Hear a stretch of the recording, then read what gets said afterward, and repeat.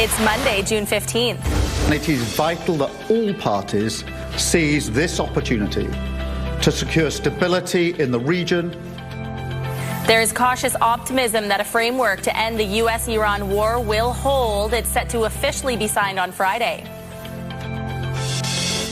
You have to know what you want, what you need, how you serve your citizens, and then go out and get it. On the heels of a busy visit to Ireland, Prime Minister Mark Carney is now headed to France to take part in the G7 summit.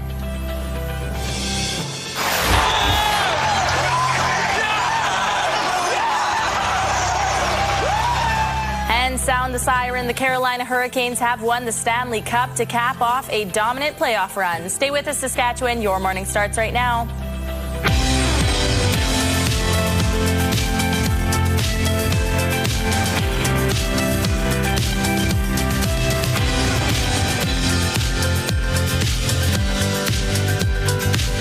Welcome to Your Morning Saskatchewan. I'm Kayleen Sawatsky. And I'm Janelle Lippi. Good morning and happy Monday. I know what people are probably thinking at home. They're thinking, hey, we thought this week that Darryl Rummold would be back on the desk. He is still gone this week, still enjoying his vacation. He will be back next week. In the meantime, we have to rectify a horrible mistake we made this morning where we forgot to say happy birthday to our associate producer, Arden Lloyd. This is absolutely correct.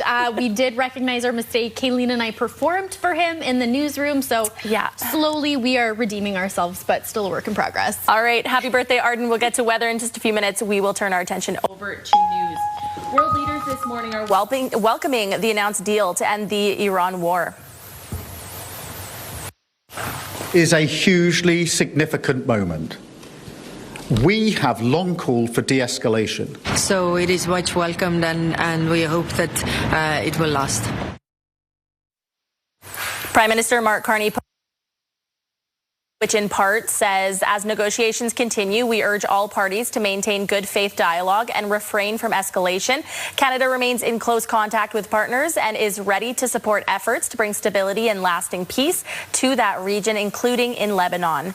In Tehran this morning, there is cautious optimism about that agreement. People are hoping fighting won't flare up before that memorandum of understanding is signed on Friday in Switzerland. Exact terms of that deal are still not known. Iran has said it expects all fighting, including in Lebanon, to end tonight. The deal also opens a 60-day window for all talks. U.S. President Donald Trump says the Strait of Hormuz is expected to reopen by Friday. He has also offered the end of the U.S. blockade on Iranian ports.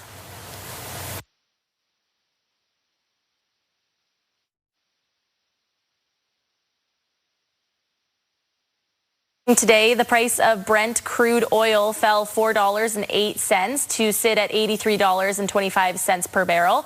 And U.S. benchmark crude lost $4.51 and is now sitting at $80.37 per barrel. It could take months for oil prices to stabilize. Energy experts say companies are waiting to make sure the pact between the two countries actually hold and that oil and gas supplies return to flow freely. That ceasefire comes as Prime Minister Carney will be in attendance at this week's G7 meetings as he wraps up meetings in Ireland, honoring his family connection. CTV's Michael Couture has more on his visit. They came by the hundreds to welcome Prime Minister Mark Carney to his ancestral home of Ahagower, Ireland, the town where his grandparents lived in the 1920s before they emigrated to Canada. Everybody is talking about your likeness to your grandfather. Yeah, you know, the genes are strong. Down the road, J.P. Scott is serving Mark's Maple Sundays in honor of the visit. So we hope this is going to put us on the map, be it like Obama going to Moneygall or JFK going to New Ross. Do you like hockey? 17-month-old Malachy Morgan was brought by his mother, who was born in New Brunswick but moved to Ireland 9 years ago. It's a great opportunity to see the leader of Canada, who we're really proud of, and hopefully and for my little son to meet him too, or to see him. Moments later, he got that chance. After attending Sunday Mass, Carney planted a tree as a symbol of his past roots in this town and the connection that lives on with his many cousins. But we're all back in contact, so that's because of him. So as a family, that means a lot to us. During his two-day visit, Carney tried to deepen economic ties with Ireland. While the Conservatives aren't criticizing the trip, they are lamenting what they call the lack of results. He's been jetting around the world without negotiating a single new free trade agreement with any country anywhere on planet Earth. Carney countered that coming to Ireland is about paving the way for future deals. And by deepening our relationships, by making it simpler to do business in Ireland, in Europe, we create enormous opportunity for Canadian jobs. Economic cooperation will be part of the G7 Leaders Summit over the next 3 days. However, it seems unlikely that CUSMA will be discussed by the Prime Minister and President Donald Trump.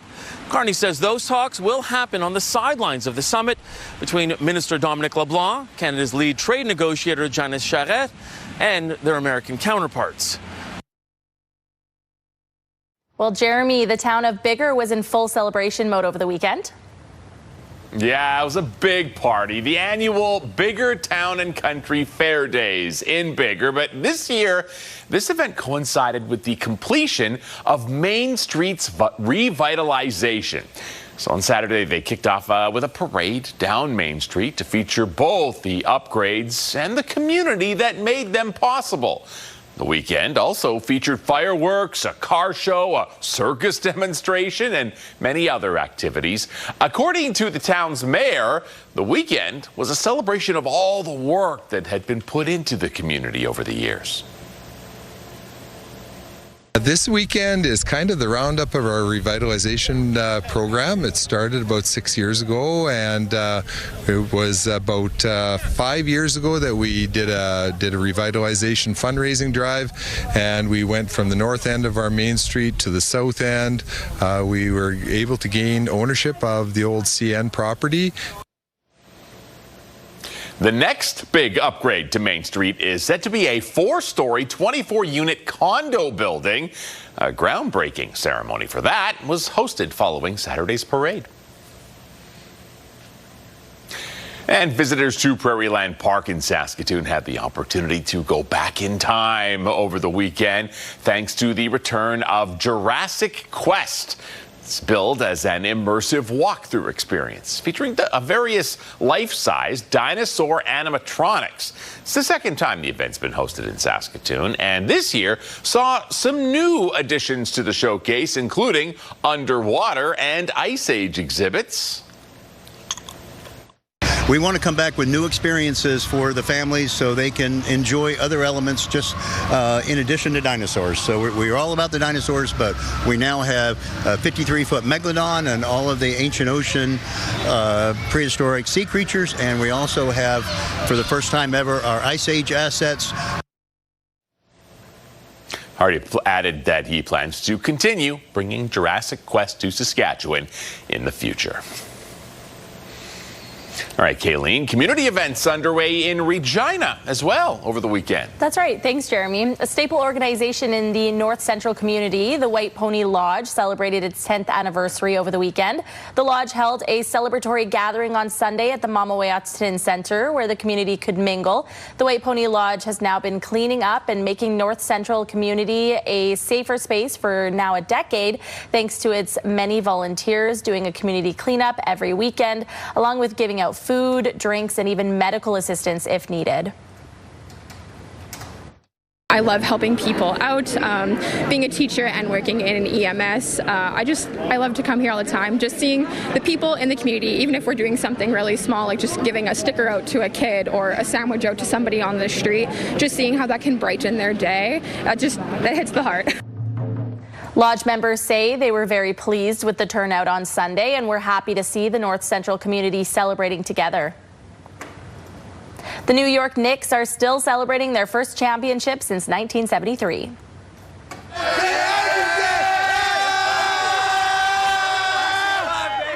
Fans rallied hard with a wave of orange and blue taking over the streets of New York Saturday night. Thousands of Knicks fans celebrated the team finally ending that 53-year championship drought. Celebrations were happening everywhere. There were a number of people arrested.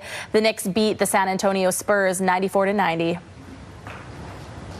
And the Carolina Hurricanes have won their first Stanley Cup in 20 years. And they're going to clinch it appropriately with a total team effort and a shutout.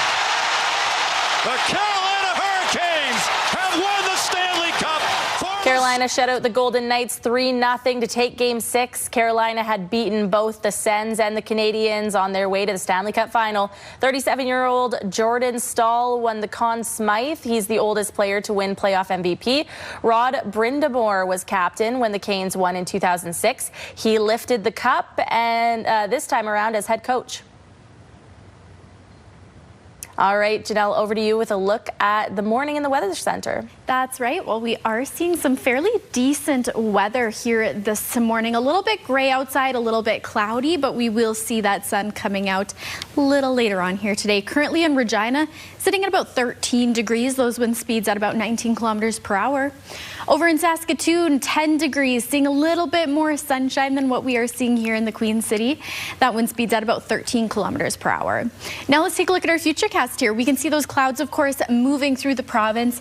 In Regina, we did see a little bit of those scattered showers throughout the city here this morning. That will begin to clear up. However, as you can tell here, some more precipitation is on the way. This is tomorrow at about 6:30 in the morning. A look at total rainfall amounts. Again, nothing of significance. The Battleford seeing about 3 millimeters. Swift Current and Estevan sitting at 2 and Moose Jaw at 1.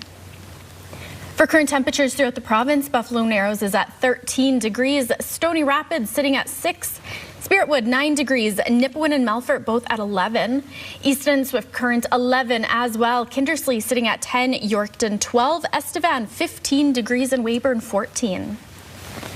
Now we'll look at some highs for today. For the most part, we will be seeing some sunshine. However, those scattered showers do have that risk of coming back. The Battleford sitting at 24 along with Prince Albert for their high today. Swift Current 23 along with Moose Jaw, Yorkton 21, and in that zone of having that risk of showers coming through. Estevan sitting at 21 as well, Weyburn 22. For our 7-day forecast here in Regina, 22 for our high today and seeing that sunshine. Tomorrow, we are expecting some precipitation, 21. Again, nothing of huge significance. However, it will be returning on Wednesday. That is something to keep in mind. 15 degrees for Wednesday's high. Thursday, sitting at about 18 and starting to see that sun coming back out. And Friday, 19 degrees. Over in Saskatoon, 23 today for the high, 12 as the low. Tomorrow, that risk of thunderstorms. Now, that is expected to turn around here in the morning time tomorrow. A little bit earlier on, we will see that last throughout the morning as well. And by the afternoon, things are expected to clear up. Wednesday, 18. Now, more moisture for Saskatoon. That is something that will be a constant this week. Thursday, sitting at about 18. Friday, 20. And Saturday, a little bit more with about 18 degrees as Saturday's high and 10 that night for the low.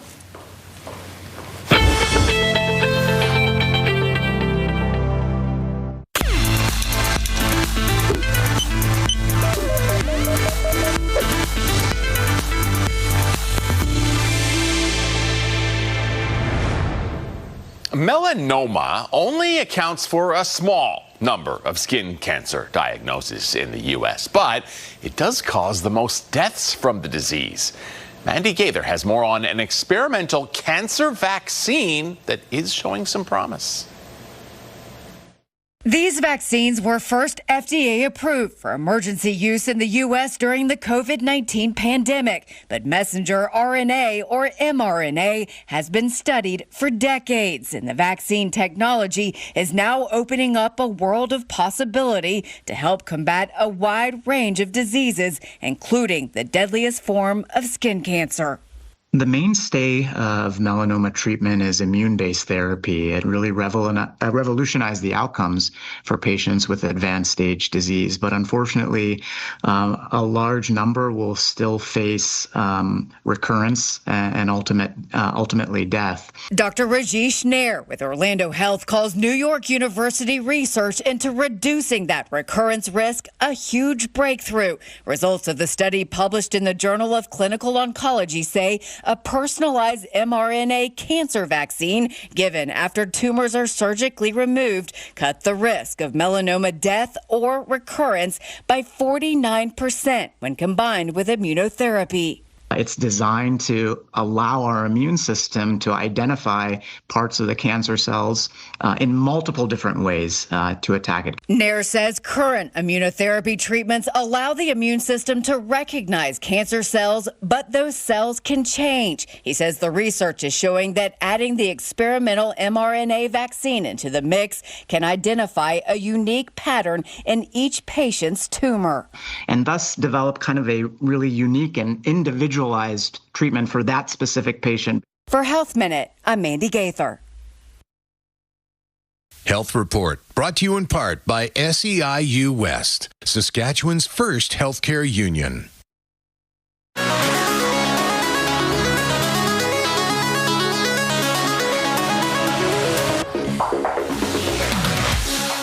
Well, in case you missed it, these goats are starting their summer jobs. Lethbridge has more than 200 goats grazing away at city parks. Their job is to gobble up the weeds and other invasive plants. In just one day, the goats can get through up to 50 hectares of land. It's an environmental way to keep weeds in check. Instead of relying on chemicals, the goats will be around for most of the summer. So how do I get some goats for my backyard that are covered in weeds right now? Bring them on over to Dodge's house. Yes, my backyard right now is covered in weeds, covered in spiders. There are so many spiders in my backyard this year. Ooh. I know. I keep on saying, Janelle, come and hang out in my backyard this summer. No, you don't want to, actually. Very scary. Yeah, there's a lot of spiders in my backyard. Let's get to our question of the day.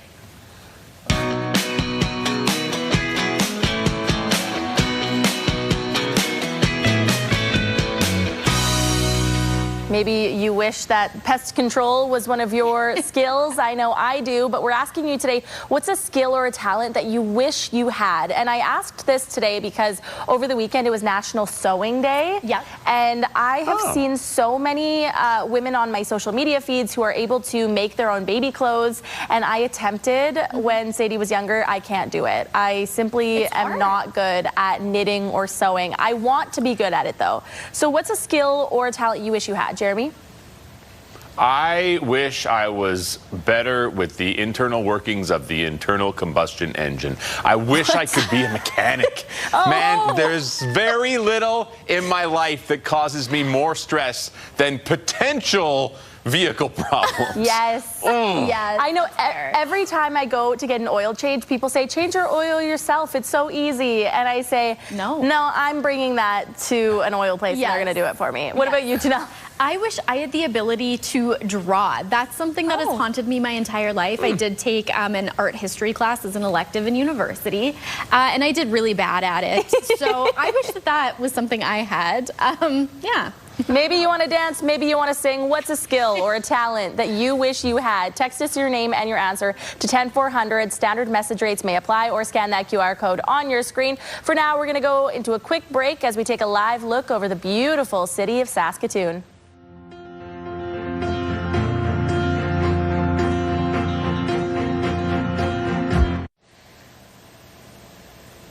All right, let's check in with Mike Siona now, who is high atop the City of Bridges this morning to kick off Saskatoon's Startup Week. Mike. Yes, we certainly are, and it is a beautiful, beautiful sunrise morning as the sun rises on Saskatoon's Startup Week. I'm here with Stefan O'Reilly and Lindsay Toth talking about the Startup Week, and let's start with what is it? We'll ask you. Yeah, so Saskatoon Startup Week, we're in our second year, and it's really about bringing this great Saskatoon startup community together. It's about building community, it's about building knowledge and skills, and really bringing people together to build that momentum of startups. And when we talk about startups, that's all industries that are looking to grow and innovate. So we're really excited to bring this ecosystem of entrepreneurs together this week. Exquisite stuff. Now, why then is this so important for us in this community? It's important, I think, for two reasons. First, we have a lot of organizations that have come together to highlight all the resources available to entrepreneurs. And of course, it's important to support entrepreneurs. It can be a lonely journey. So bringing people together to collaborate, learn from each other, it's really important. So what do we expect then from this week? So Startup Week is June 15th to 19th, and you can expect networking opportunities, you can expect panels, and you can expect an opportunity to connect with each other and as other business owners as well. Perfect. And Stefano, who is this ultimately for? I mean, you kind of mentioned, but when people think entrepreneurship, maybe they didn't think about that growth component. This isn't just for, me sitting in my basement, but it is certainly for me with an idea sitting in my basement. Really, and it's really for those people that are looking to grow, but just people that are interested in the startup world. I think in order to build momentum, you need to start bringing people together to have those ideas crashing together.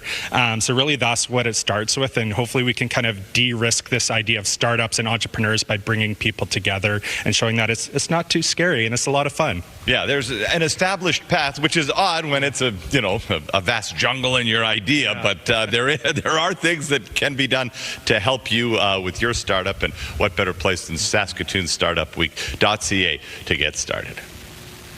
All right, Mike, thank you very much. We will check back in with you next hour. School Day Forecast is brought to you by CAA, School Safety Patrol, working together to keep our school zone safe. In Regina, by the time you get onto the bus, 13 degrees. Lunchtime bringing us to 21, and final bell, some sunshine and 20 degrees.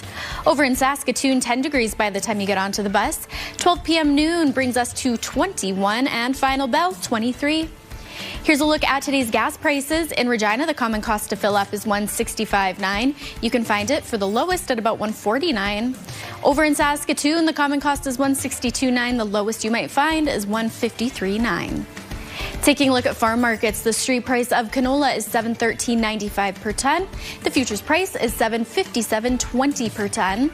Amber durum wheat is $285.20 per ton, and red spring wheat is $247.81 per ton. And the Canadian dollar begins the day trading at 71.55 cents US. After the break, we're learning more about which Canadians will no longer be getting mail delivered directly to their door. Stay with us.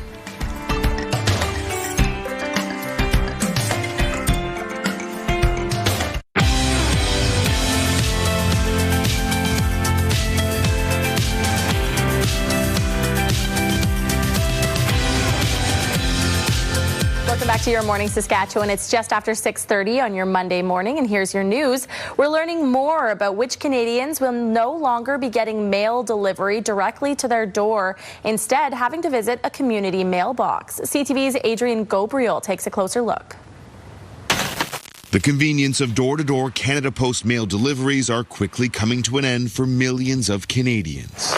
More of these community mailboxes are coming to a neighborhood near you. These changes are very important to secure the future of the post office. This week, Canada Post revealed its plans to build neighborhood mailboxes in an additional 37 Canadian communities, affecting more than 485,000 homes in 2027, as part of the Crown Corporation's plan to return to financial self-sustainability. Canada Post says they're beginning by targeting neighborhoods where community mailboxes already exist nearby. Here in Ajax, Ontario is one example. Behind me, those homes are on the list to be converted. Across the street, there's a newer housing development, and centralized delivery already exists. We are doing some groundwork right now to find the best site. Accessibility, especially during winter months, are top priorities for urban planners. There isn't a set of standards around how far is reasonable in terms of what is the distance that these mailboxes should be placed from homes. For single-family dwellings in big cities, one planner believes building the boxes near public transit could be an option. Bus stops already have to be, cleared of snow, cleared of ice. About 75% of Canadians already receive their mail at a community mailbox or a centralized location, though the Crown Corporation still recorded a loss of $205 million in the first quarter of this year. As Canadians, we have a say. The plan to end door-to-door mail delivery simply doesn't sit well with postal worker Wasim Khan. There is a solution to the fiscal problem of Canada Post, and it's not the short answer, lowest hanging fruit, which is cutting services to Canadians. Khan says he and many of his Canada Post colleagues believe the Crown Corporation should be looking at more forward-thinking growth initiatives. I think postal banking is a big solution. I think being able to provide same-day delivery could be a solution. Though it appears the Postal Service's plans are already signed, sealed, and set to be delivered. Adrian Gabriel, CTV News, Ajax, Ontario. A tentative deal has now been reached between Air Canada and about 11,000 of its unionized workers. The International Association of Machinists and Aerospace Workers says the agreement includes landmark wage increases for those members. That includes Air Canada employees in maintenance, cabin services, operations, and administrative roles. The specific terms of the deal will stay under wraps until a vote on ratification, which is expected within the next few weeks. Regina's Ukrainian Hall was damaged in a structure fire Saturday morning. The fire on the block of 1700 John Street was reported at 6:38 a.m., according to an ex-post by Regina Fire and Protective Services. When crews responded, they found fire on the second floor and in the roof. A search of each floor was completed and no injuries were reported. Those involved with the hall say the community is devastated, as they have been told by Regina Fire that the building could be a total loss. We are really thankful to everyone who has reached out, messaged us, and extended their condolences, because that's kind of how I see them, and offered support. We will need support, and we will appreciate your support. The branch says they are now considering a GoFundMe to deal with the possible future expenses. The investigation by Regina and Fire Protective Services into the cause and extent of the damages is still ongoing. An historic night at the White House as the South Lawn transforms into an arena for the UFC Freedom 250, a first-of-its-kind sporting event that unfolded on the president's 80th birthday. Here's ABC's Allison Cossack. Sunday was fight night on the South Lawn of the White House. From the South Lawn of the White House, UFC Freedom 250. To start the event, President Trump and UFC chief Dana White walked from the Oval Office to the balcony to survey the Octagon, standing for the national anthem. Oh, say, can you see? While fighter jets roared overhead.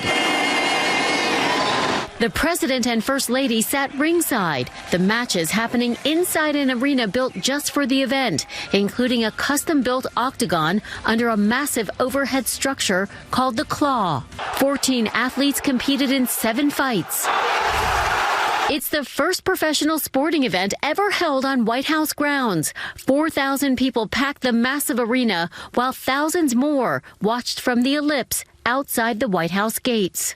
The event drawing backlash. I just can't believe that we're at the White House watching UFC fights. Trump has had a long friendship with Dana White and owns stock in UFC's parent company. A federal lawsuit tried to stop the event from happening, calling it deeply corrupt, arguing it was a for-profit sporting event designed to benefit Trump and his allies. But a federal judge rejected that request. The UFC insists it footed the bill, which topped $60 million, as taxpayers paid the bill for Super Bowl-level security run by the Secret Service. During an interview in May, President Trump claimed that the proceeds from the UFC match would go to soldiers. Allison Cossack, ABC News, New York. Afternoon was filled with people marching in the Pride Parade through the streets of Regina.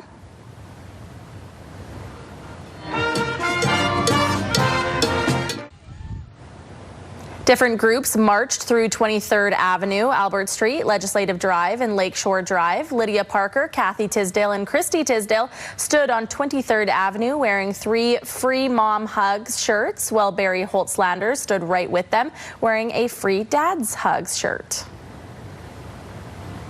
It happens just often enough that somebody that I hug and say I'm proud of them holds on for dear life, and sometimes they even cry because they need it.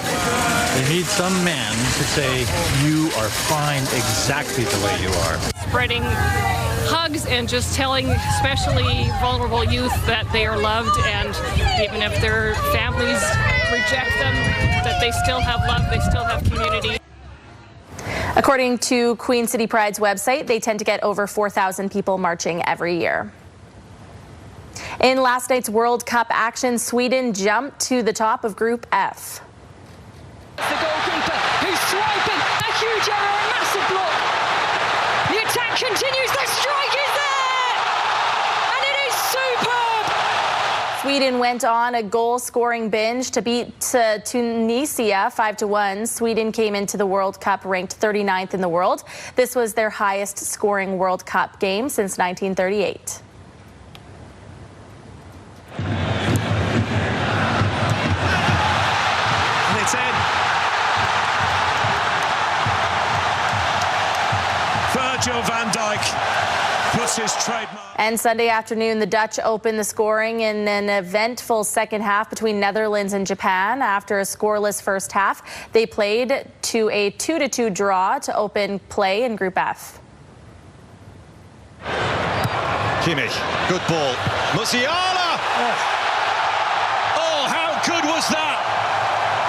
And it was a difficult one for Curacao as they opened their World Cup campaign versus Germany. Germany eventually cruised to a 7-1 victory. However, Curacao did have their moment when they tied the match 1-1 in the first half, their first ever World Cup goal in their first ever World Cup match. The Saskatchewan Roughriders kicked off their Grey Cup title defense on the right foot, taking down the BC Lions in Saturday's season opener. They're at the BC 6 and a first and goal, looking to get their lead back.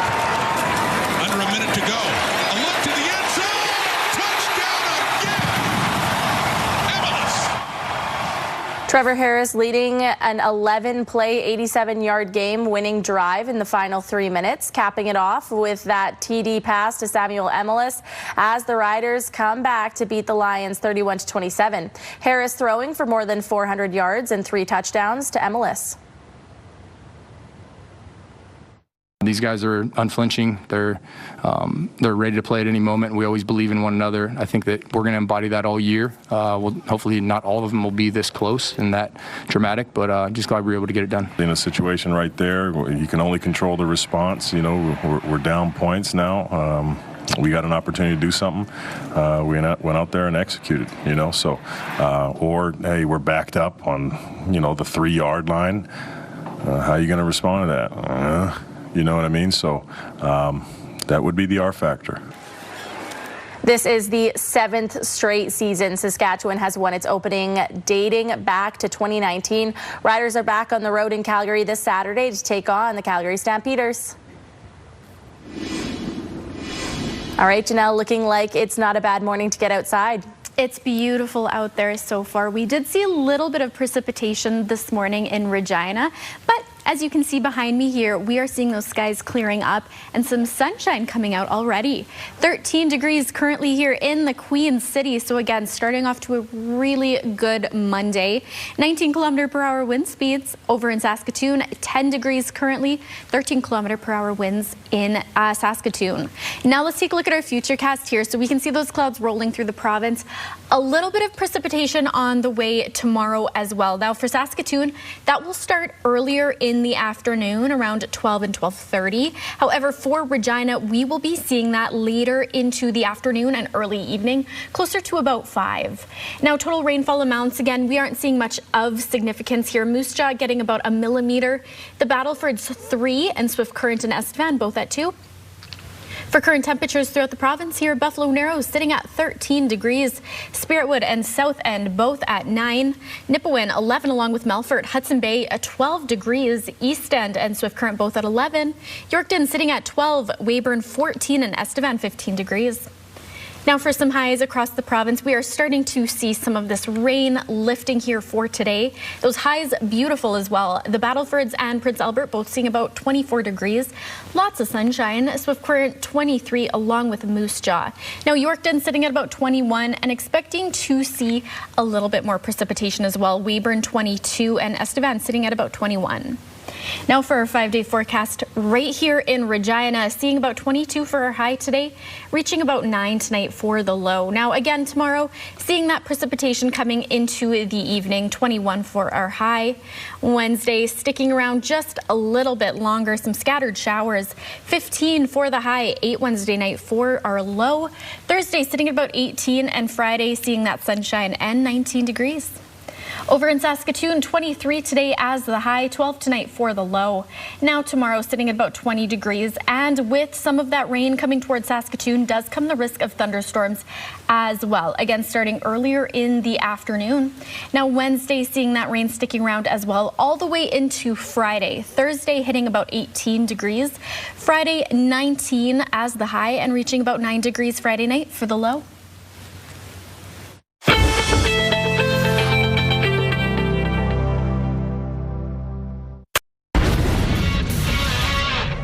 Hello, and thanks for joining us here inside the SportsCenter newsroom. I'm Laura Dykin. It is time to reveal your must-see moment from Sunday. For that, let's head to Vegas. Let's go to Sin City for game number 6 of the Cup final with just over a minute to play. Canes up 2, trying to hold on, and how about a little extra insurance courtesy Nick Ehlers.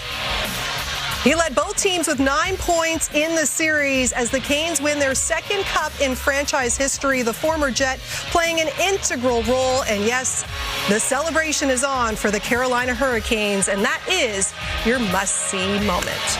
And our exclusive coverage of the FIFA World Cup continues today, beginning with Spain's opening match against Cabo Verde. Kickoff is scheduled for just before noon Eastern on TSN, CTV, and Crave. That does it for us here inside the SportsCenter newsroom. Have a great rest of the day.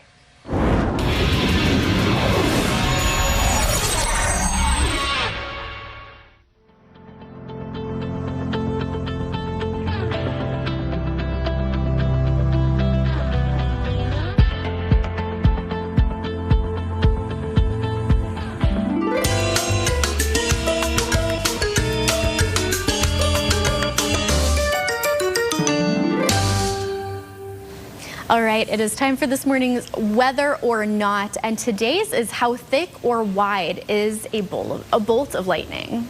Okay, what are our options here? All right, so our options are A, 2 to 3 centimeters, B, 2 to 3 meters rather, C is 1 kilometer, D is 3 kilometers, E is 5 kilometers. How thick or wide? I think the only option here would be A or B. I mean, they're not kilometers wide. No so yeah, way. A. Yeah, those are all really, really big. Those are big. Yeah, we're going with A. All right, so the correct answer is A, 2 to 3 centimeters. You guys were right. The actual width of a lightning bolt is only about 2 to 3 centimeters. The average length of a lightning bolt is 3 to 5 kilometers long.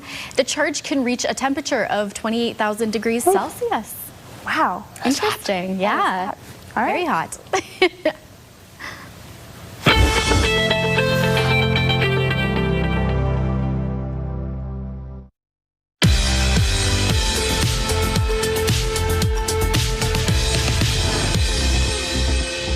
It's June 15th, and we have these milestones to share with you. Happy 5th birthday to Brislin. Your grandma and papa love you and hope you have the best birthday yet.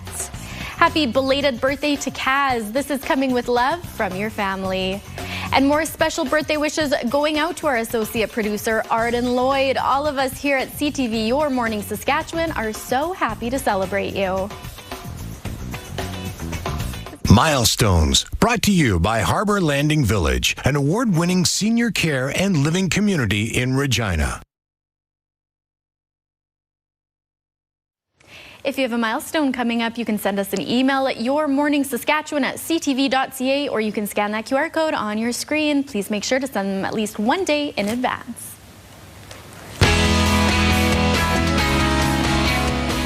Hey, happy Monday. What's going on in the radio world? Well, we're talking about being late here today. There's actually a school in the States making some headlines because they have banned meters from the bathrooms because students were just taking too much time and doing TikTok videos, and the meters were a big part of that. So they took them out of the bathroom, and we're asking you today, what would need to be banned so you would never be late again? You can text that on over to 54321. If you are saying your spouse will keep you anonymous because, hey, it's Monday, we don't need to get you into trouble this early on in the week. On top of that, too, get ready, name that sound. We got $3,400 next hour to play for. All right, Chase, thanks so much. We'll see you next hour. See you then. Thanks.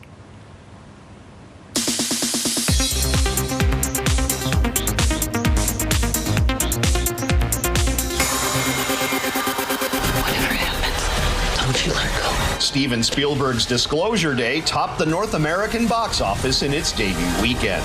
Emily Blunt describes her reaction upon first reading the script. I was a bit overwhelmed when I read the script. I was like, this character is going to be a kaleidoscopic experience, you know. Luckily, when you're directed by Steven Spielberg, you're kind of safe. There's a lot of attention on us, and if we're not a solid group, then how are we going to withstand all the noise outside? America's Sweethearts, Dallas Cowboys Cheerleaders is back. Season 3 of the reality series kicks off June 16th on Netflix. Cool cats cruise in the 70s flick, old school energy like 76 with the wide brim hats. That's British jazz rap group Us3 and their new song Cool Cat. The new single features vocals by longtime collaborator Akil Dasan. In Hollywood, I'm Rick Damigella.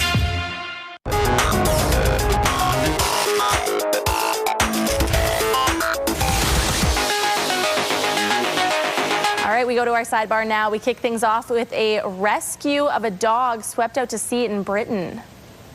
Oh. Hello, buddy. Hey, buddy. How are you? So this dog is named Bruce. He was swept out to sea in a kayak off the coast of northern England. Here's the moment he was rescued by a tour boat. He was wrapped in a towel, given some treats, and returned to dry land in good spirits. What this story doesn't tell us is how the dog got out there. Oh. Yeah, that's what I want to know. Swept out to sea, but where's the reunion with the owners? Oh. I'm so glad he was saved, though. Yeah, really good luck that, you know, these people were in that spot and managed to see that dog. Aw. Well, a happy ending nonetheless. Absolutely. All right, Jeremy, over to you. Or not. Jeanette, over to you instead. Jeremy, take it away. Electric vehicles. Let's talk about that. So quiet that they were told to add a sound for when they backed up, and this guy, he's got it figured out. Can I show you my impression of an electric car backing up?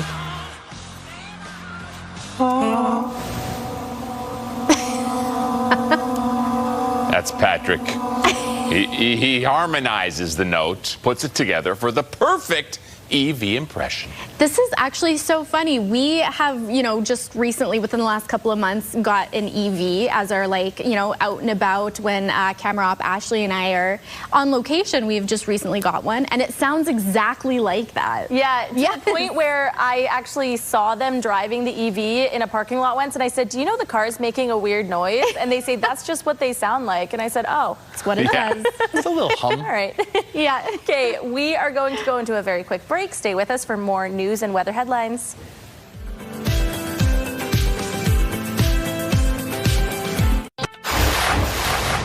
It is vital that all parties seize this opportunity to secure stability in the region. There is cautious optimism that a framework to end the U.S.-Iran war will hold. It's set to officially be signed on Friday. You have to know what you want, what you need, how you serve your citizens, and then go out and get it. On the heels of a busy visit to Ireland, Prime Minister Mark Carney is now headed to France to take part in the G7 summit.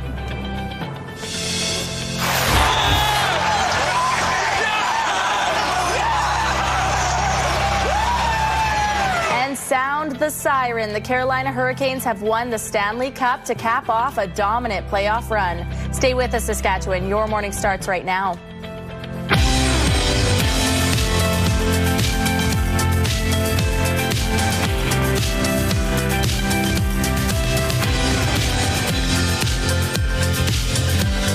Welcome to Your Morning Saskatchewan. I'm Kayleen Sawatsky. And I'm Janelle Lippai. Thank you for being back with us. I think we're all feeling pretty good here in the office today. Yes. Even for a Monday, we walked in and we all kind of said, it's a good day to have a good day. That's right. Looking like it's warming up in the weather center. Beautiful out there, lots of sunshine. Those temperatures are looking great. So honestly, a great start to our Monday here. I have a friend named Riley. She says no matter how old you are, go outside and play. If the weather is nice, go outside and play. So find something to do today. We'll turn our attention over to news before we check in with you later, Janelle.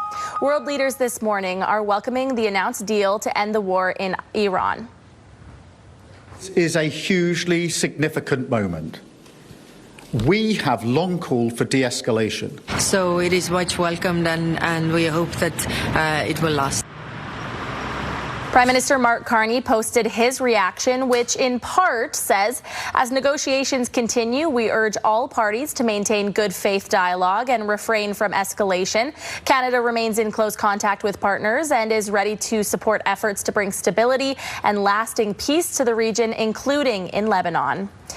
In Tehran this morning, there is cautious optimism about that agreement. People are hoping fighting won't flare up before the memorandum of understanding is signed on Friday in Switzerland. Exact terms of that deal are still unknown. Iran has said it expects all fighting, including in Lebanon, to end tonight. The deal also opens a 60-day window for all talks. U.S. President Donald Trump says the Strait of Hormuz is expected to reopen by Friday. He has also ordered the end of the U.S. blockade on Iranian ports.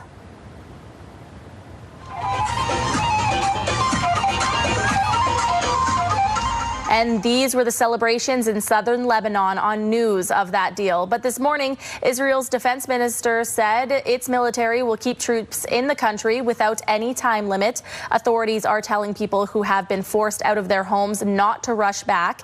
Israel is not part of the deal between U.S. and Iran.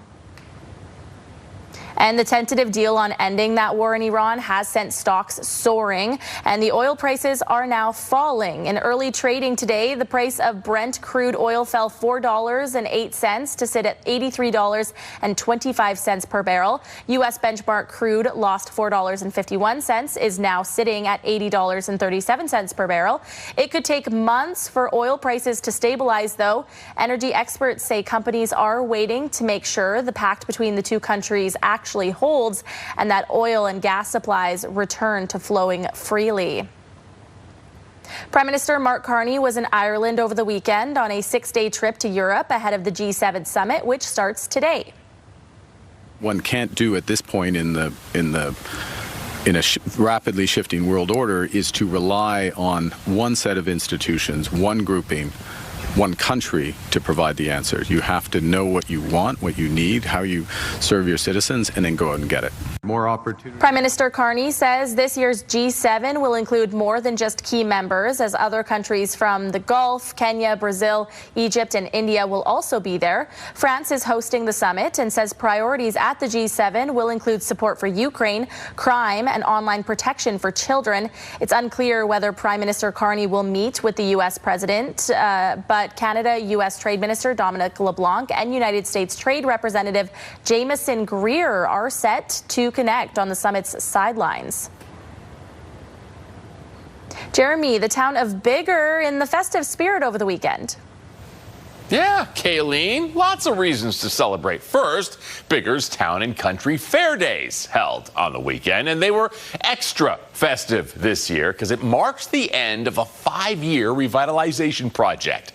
And as CTV's Hallie Mandrick explains, the town is looking to continue to expand. The town of Biggar is celebrating a series of community upgrades. This weekend is kind of the roundup of our revitalization program. We went from the north end of our main street to the south end. We were able to gain ownership of the old CN property and that had been left in a real bad state and for many years, and we revitalized that. This year's bigger town and county fair days coincides with the completion of Main Street's revitalization. Saturday kicked off with a parade down the street to feature both the upgrades and the community that made them possible. As one project comes to an end, the town still has more in the works. Another upcoming addition to Main Street includes a 4-story, 24-unit condo building. Starting next week, they're going to start digging, and it's just building on what we have, and that's a good feeling when our town is growing and not just surviving. A groundbreaking event was held after Saturday's parade, where the developer and future residents spoke about their excitement for the unique project. It is a bit unusual to build a building this big in a community this size, but when you've got good community supports and good community members and a town that's willing to work with you, it makes a big difference. Ramey added that this project is intended to make a big difference for longtime community members who wish to continue living in Biggar as they age. Often what happens is people get a little bit older and their next stop is going to be into a condo or something along those lines, but they got to go to the city to do that, and you're losing really great community members when that happens. And so this is sort of an idea to bridge that gap. Doreen Dubriel has lived in the community for more than 6 decades, and she's eagerly waiting to move into the new building. I like a small town. I'm not sure I would be comfortable in the city. I can walk uptown quite easily from here, and and I'm involved in a lot of things in town, so it's going to be good to be able to stay here. The longtime resident added that seeing the revitalization of her community has been an immense source of pride. Absolutely beautiful. They've done a gorgeous job of revitalizing Main Street, and I think we could be the envy of most places in Saskatchewan for a community our size. Hallie Mandrick, CTV News, Biggar. All right, Kayleen, Regina's Ukrainian Hall damaged in a fire this weekend. That's right, Jeremy. The fire on the 1700 block of St. John Street was reported at 6:38 a.m., according to an X-post by Regina Fire and Protective Services. When crews responded, they found fire on the 2nd floor and in the roof. A search of each floor was completed and no injuries were reported. Those involved with the hall say the community is devastated, as they have been told by Regina Fire that the building could be a total loss. We are really thankful to everyone who has reached out, messaged us, and extended their condolences, because that's kind of how I see them, and offered support. We will need support, and we will appreciate your support.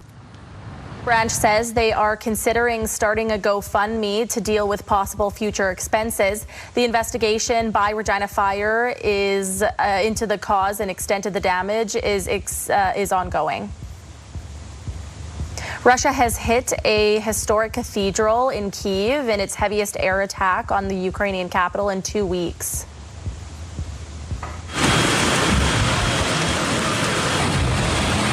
The cathedral is a UNESCO World Heritage Site founded in the 11th century. Ukrainian President Volodymyr Zelensky called the attack one of the biggest Russian crimes against Christian culture. Moscow has denied attacking the site. Officials in Ukraine say 9 people were killed in this latest wave of strikes. 4 people were killed in Kyiv, while 5 rescue workers died trying to put out a fire caused by a strike in Kharkiv. And the Carolina Hurricanes have won their first Stanley Cup in. They're going to clinch it appropriately with a total team effort and a shutout. The Carolina Hurricanes have won the Stanley Cup for the second time.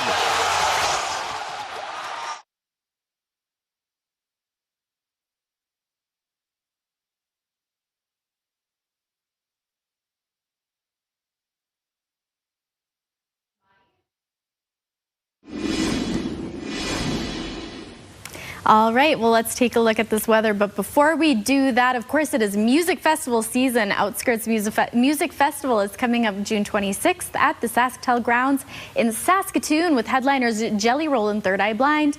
Enter online now at ctvregina.ca or ctvsaskatoon.ca for a chance to win a pair of Tier 1 tickets for the festival. Now let's take a look at what we are seeing outside right here in Regina. Again, having that sun in the sky, a beautiful way to start our Monday morning. Currently sitting at about 14 degrees here in the Queen City, seeing those winds picking up to about 24 kilometers per hour. Over in Saskatoon now, 13 degrees as that current temperature. Those wind speeds a little bit less at about 11 kilometers per hour. And again, seeing that sunshine. Beautiful way to start off our week. Now let's take a look at our futurecast where we can see those clouds moving through the province. Of course, that little bit of rain that we got here in the Queen City earlier this morning. Now, if we take a look to tomorrow, we are seeing some more precipitation rolling through the province, but nothing of significance. Currently sitting at about 3 millimeters for the Battlefords, Swift Current at 2, and Moose Jaw and Estevan both sitting at 1. For current temperatures now, Buffalo Narrows and Spiritwood both at 13 degrees. South End sitting at 11, Nipawin, Melfort, and Hudson Bay all at 13 as well. Swift Current sitting at 12, Weyburn and Regina 14, along with Estevan. Now for some highs today, again, still seeing that sunshine. Some of this precipitation is lifting as well. The Battlefords and Prince Albert both at 24 for their high today. Swift Current and Moose Jaw 23. Yorkton at 21 and still seeing that rain expected. Weyburn 22. Estevan sitting at 21. Now for our 5-day forecast right here in Regina, 22 is our high for today, 9 tonight is the low. Seeing that sunshine out and about. Now tomorrow, some more rain coming our way as we saw in that futurecast. 21 for the high, and it is sticking around into Wednesday as well, sitting at about 15. Now Thursday, that sun is returning, 18 on Thursday, and Friday's high of 19. Over to Saskatoon, 23 today as that high, 12 tonight as the low. Now Saskatoon and those surrounding communities will be seeing this rain sticking around a little bit longer throughout the week. Tomorrow hitting about 20 for the high and seeing that risk of thunderstorms a little bit later on in the day. Wednesday, 18 along with Thursday. Now Friday sitting at about 19 for the high, 9 Friday night as the low, and we will be seeing that precipitation expected to be wrapped up by a little bit later on in the afternoon Friday.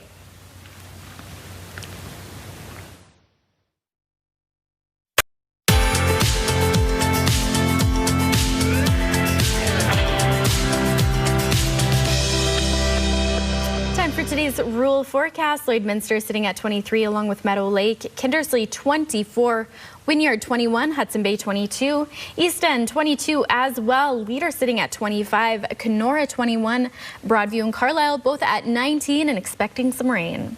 Now let's take a look at Merrifield, where internet speeds up to 1 gig are available from SaskTel, reaching that high of about 19 degrees here today, seeing that mix of sun and clouds in the skies.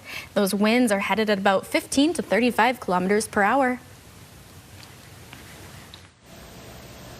So it takes money to make money, or so they say. Isn't that right, Mike Siona? That is exactly right. It does take money to make money, and that's what we're talking about here at Saskatoon Startup Week. I'm joined by Joe Gill, who's a partner and head of the startup division at McKercher LLP. You guys are the second year, the title sponsor. Talk to me about that theory of it takes money to make money when it relates to startups. Yeah, absolutely, Mike. So second year again, proud to be a major primary sponsor for Saskatoon Startup Week. You know, a big part of the firm has always been a commitment to community and a commitment to builders and dreamers. The firm actually turns 100 this year, and I think a big part, if you take that against the backdrop of Startup Week, is those companies that have been around for 100 years, they were startups 100 years ago. And I think this week we're going to see a lot of companies through all the events through Startup Week that are going to be the next big companies 100 years from now. It's pretty cool, and that's a good fit for you guys at McKercher because you deal with so many of these startups, specifically in your role. How do we, I guess, make that mesh in terms of from startup through you and kind of the legal advice and the business sense that you guys get to see? Yeah, a big part of that, Mike, is I think you have to be out and you have to support these entrepreneurs at their earliest stages. You know, for a lot of these are individuals toiling away in obscurity in basements. They don't have their names placarded across buildings, etc. But we try to get in early and build long-term relationships with those clients, and that's everything from, you know, initial table stakes supports in legal, like incorporation information, documents, that type of thing, managing relationships. But more than that, it's being available for a conversation. You know, I got a major customer that's not paying me, or how do I buy this intellectual property from this other company that's got some cool stuff that could really accelerate? How do I talk to an investor? So it's being there for all of those conversations, and then also supporting the community around the startups as well. You know, organizations that are supporting Startup Week, incubators, accelerators, universities, and anybody else who wants to help these guys build. Yeah, there is. All about building that network, building that business from the ground up, and that's what it's all about here at Saskatoon Startup Week. You can check out the website and stay tuned. We'll be chatting a little bit more about it and some of the events as the morning continues. Hello, and thanks for joining us here inside the SportsCenter newsroom. I'm Laura Dykin. It is time to reveal your must-see moment from Sunday. For that, let's head to Vegas. Let's go to Sin City for game number 6 of the Cup final. With just over a minute to play, Canes up 2, trying to hold on. And how about a little extra insurance, courtesy Nick Ehlers. He led both teams with 9 points in the series as the Canes win their 2nd Cup in franchise history. The former Jet playing an integral role. And yes, the celebration is on for the Carolina Hurricanes, and that is your must-see moment. And our exclusive coverage of the FIFA World Cup continues today, beginning with Spain's opening match against Cabo Verde. Kickoff is scheduled for just before noon Eastern on TSN, CTV, and Crave. That does it for us here inside the SportsCenter newsroom. Have a great rest of the day.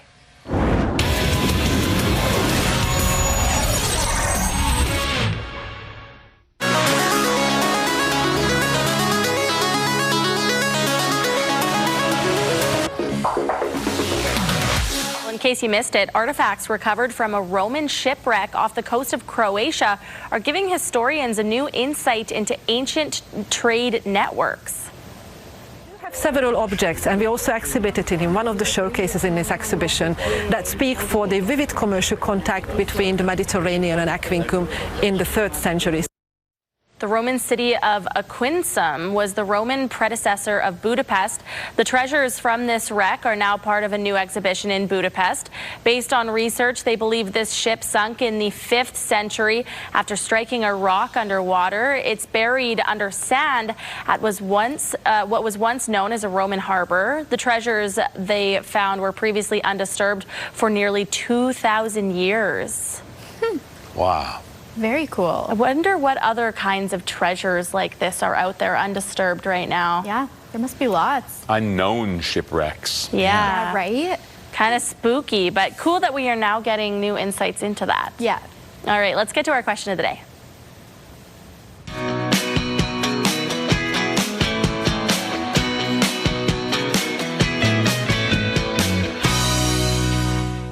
All right, so we're asking you today, what's a skill or a talent that you wish you had? And we were saying this earlier because it was National Sewing Day over the weekend, and I so badly wish that I could sew. I want to join classes so that I can learn how to sew so badly. So, yeah, I just said so many times.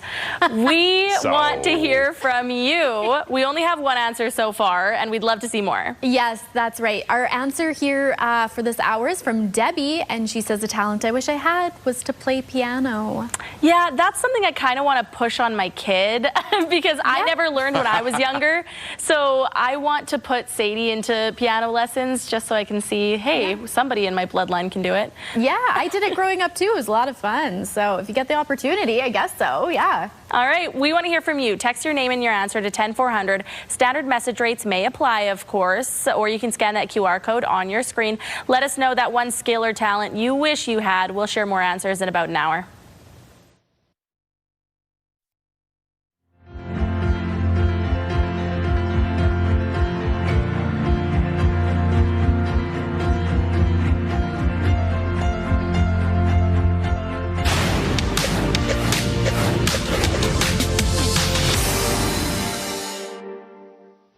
A tentative deal has now been reached between Air Canada and about 11,000 of its unionized workers.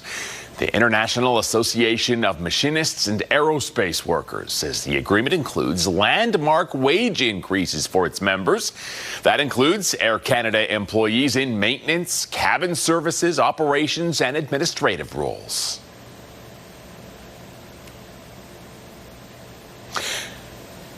Janelle Lippi had an opportunity to check out Regina's Holy Rosary Cathedral Church.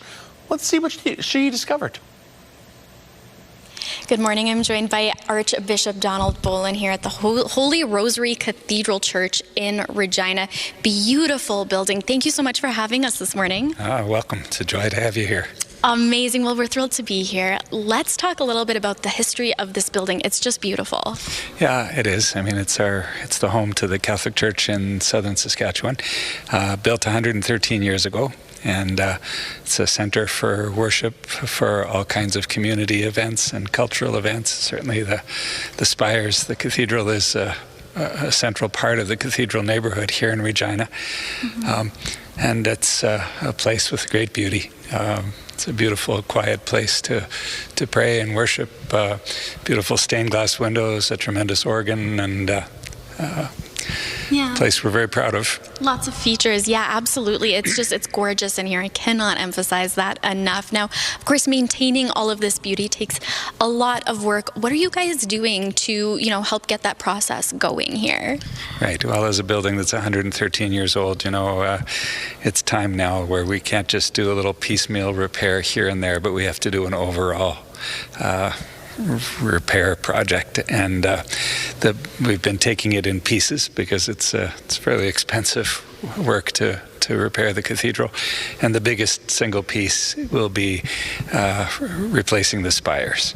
The spires are reaching a point where they will no longer be safe at some point in the near future, and so next year, starting in January, we're going to be taking the spires down and building 2 new spires and replacing them. So the neighborhood is going to see some interesting things in the parking lot going on here in 2027.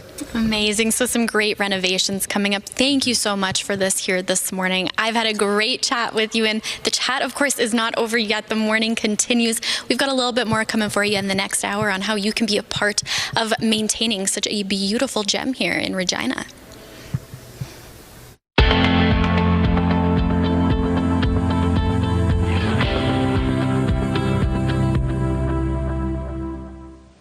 All right, it's time for our Monday morning mystery play along at home. I'm excited for this one because I like geography, and I'm told today it is a country. You're good with that marker there, Jeremy? Yeah, I'm okay, thanks. All thanks right. for your concern. Clue number 1, this country is located in the South Pacific Ocean. Clue number 2, the population of this country is around 5.3 million people. And the haka dance originated in this country. Oh, this has been very popular online lately. I've learned about this. You look a little nervous. I know this, but I didn't realize this country was so small. Yeah, actually, now that I'm thinking about that. I think I have the right answer, though. Huge amount. What do you think? New Zealand. Oh, and we have a question mark from Janelle. The answer is New Zealand. Ooh. That was today's morning mystery. Studio consideration provided by Father's Furniture, specializing in quality Canadian-made furniture.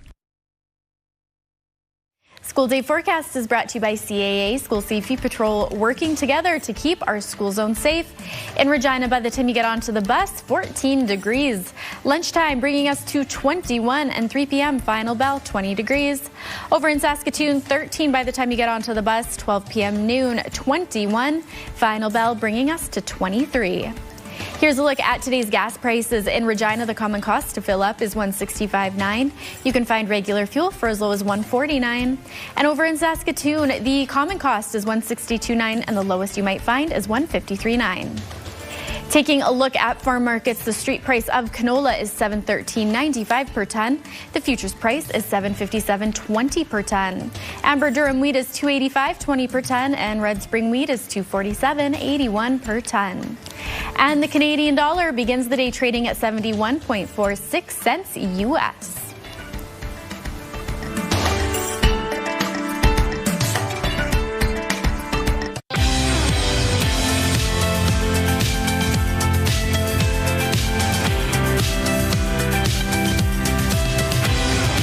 Welcome back to your morning, Saskatchewan. It's just after 7:30 on your Monday, and here are your headlines.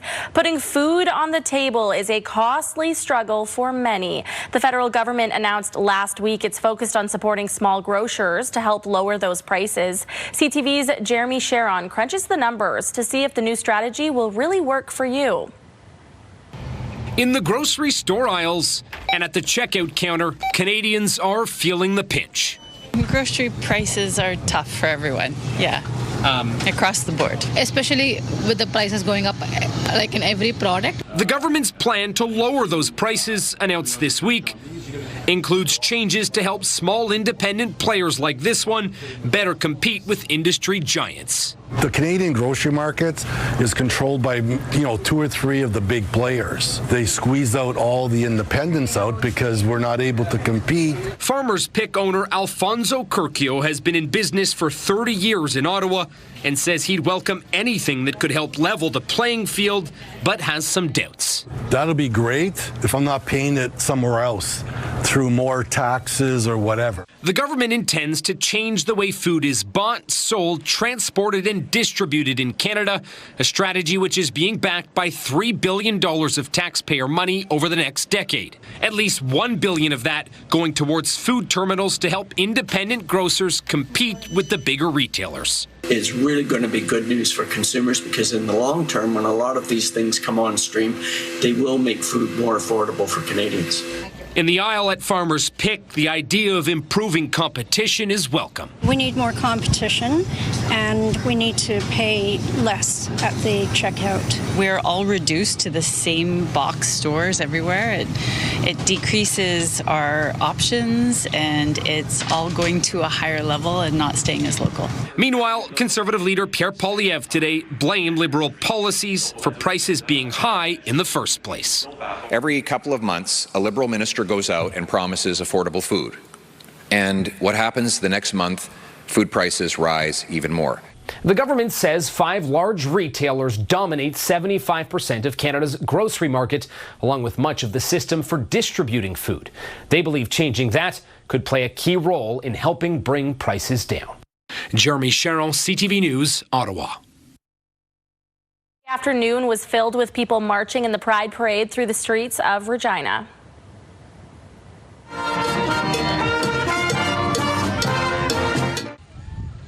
Different groups marched through 23rd Avenue, Albert Street, and Legislative Drive, as well as Lakeshore Drive. Lydia Parker, Kathy Tisdale, and Christy Tisdale stood on 23rd Avenue wearing 3 free mom hug shirts, where Barry Holtzlander stood right with them wearing a free dad hugs shirt. It happens just often enough that somebody that I hug and say I'm proud of them holds on for dear life, and sometimes they even cry because they need it. They need some man to say, you are fine exactly the way you are. Spreading hugs and just telling especially vulnerable youth that they are loved, and even if their families reject them, that they still have love, they still have community. According to Queen City Pride's website, they tend to get over 4,000 people marching every year. Iran will play their first FIFA World Cup game in the United States today, and protesters gathered as they arrived in LA.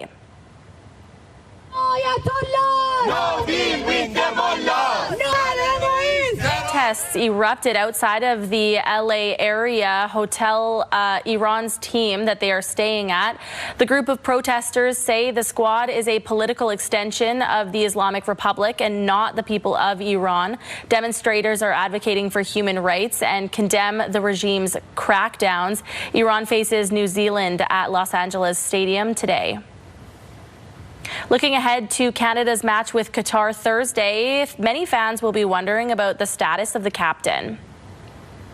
Davies was running with the team late last week. He'd been jogging on his own before that. What kind of progress does he make this week? Davies has been in and around the streets of Vancouver interacting with fans who are wearing his jersey. Davies has done some sprinting with the team, but his status for match day 2 is still up in the air. Canada versus Qatar is 4 p.m. on Thursday. It was almost exactly 6 months ago that the Saskatchewan Roughriders lifted their 5th Grey Cup in Winnipeg.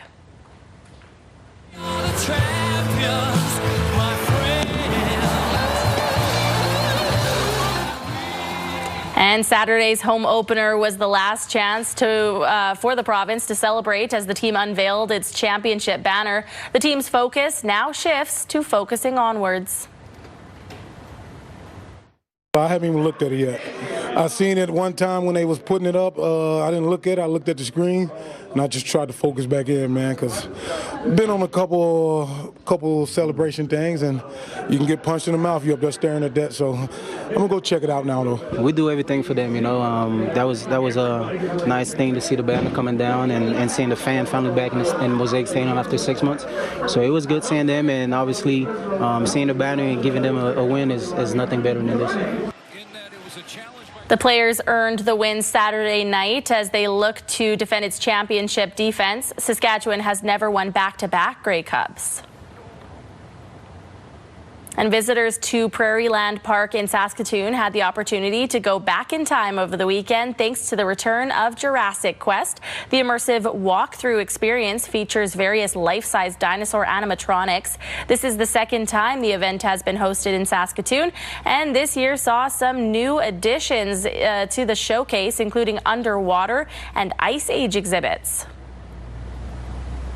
We want to come back with new experiences for the families so they can enjoy other elements just in addition to dinosaurs. So we're all about the dinosaurs, but we now have a 53-foot megalodon and all of the ancient ocean prehistoric sea creatures, and we also have, for the first time ever, our Ice Age assets.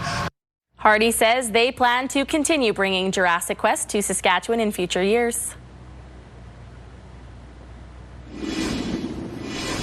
All right, Janelle, over to you in the Weather Center. What's going on? All right, well, let's take a look outside here this morning. We are seeing a lot of sunshine in Regina. Not too much of a cloud cover, 14 degrees currently as our temperature and 24-kilometer-per-hour wind speeds.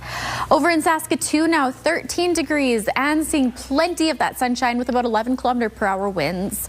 Now for our future cast here, we can see some of those clouds moving through the province with a little bit of rain. We did see that precipitation, especially in the Regina area earlier on this morning.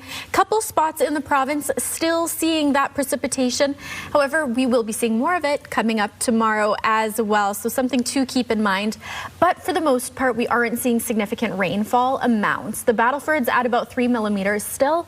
Swift Current sitting at 2, Moose Jaw at 1.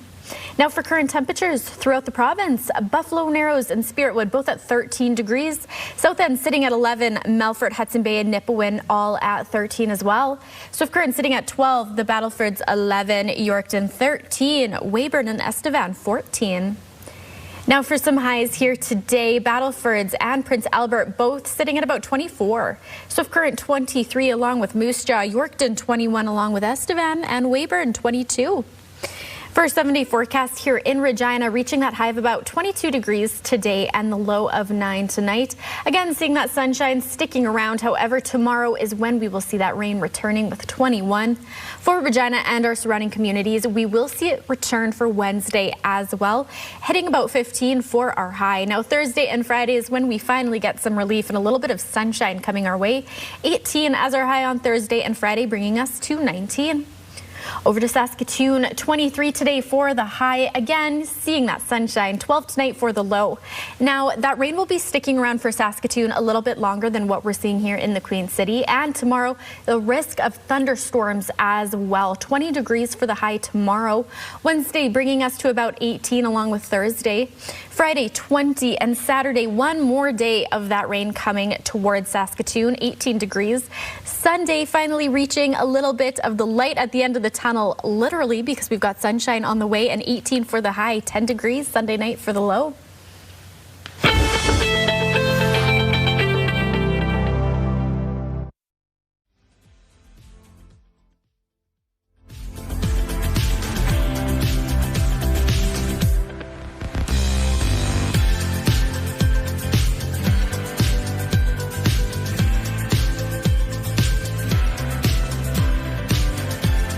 Well, Saturday's home opener for the Saskatchewan Roughriders at Mosaic Stadium saw Rider fans in tailgating action.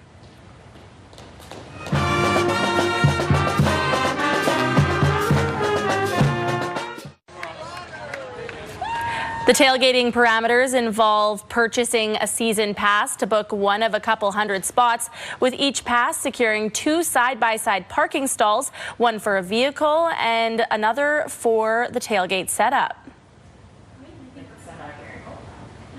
Wait today. InPower works to support women facing a breast cancer diagnosis in Regina and surrounding areas, and now they're hitting the road and heading to Swift Current for the Women's Cancer Rural Retreat on June 20th. To tell us what we can expect, we have Chantel Kaufman here with us. Good morning. Hi, thanks for having me. Thank you so much for being here. Let's start with a little bit on what InPower is all about. Sure. InPower started in 2015. We are a women's breast cancer community. We offer educational and social events and have expanded our goals to reach more rural women, and this is one of the ways we're attempting to do that with our rural retreats. And what can we expect from the retreat? Well, this initiative was started when a young friend, Heidi Clay, had a goal of supporting women in rural Saskatchewan after she was diagnosed, and she experienced a lot of exclusion and loneliness living on the farm with a young family being diagnosed with breast cancer. And her dream was to help support women in rural Saskatchewan. And so over the last few years, we've been to different communities, and we work to bring in speakers to help connect women in the area with all kinds of cancer. And we're hoping to have some more registrations this Saturday for Swift Current. All right, well, that sounds fantastic. And why is it so important for women in the province to have this opportunity? Well, we've learned over the years that connection is very important for women in facing a cancer diagnosis, and we're very honored to carry on Heidi's legacy and hit the road to Swift Current, and we're hoping ladies in the surrounding area will find a way to join us on Saturday, June 20th, and they can find us on all of our social media pages and our website for more information on how to register. Perfect. All right. So for those who are watching who are maybe interested, you can head to that website then. What are you most looking forward to? Well, we have different presentations on emotional and physical rehab, and we have some special art happening that day that really brings out the creativity and helps women connect. Amazing, Chantal. Well, thank you so much for coming in and for sharing all of this wonderful information. Thank you for having us.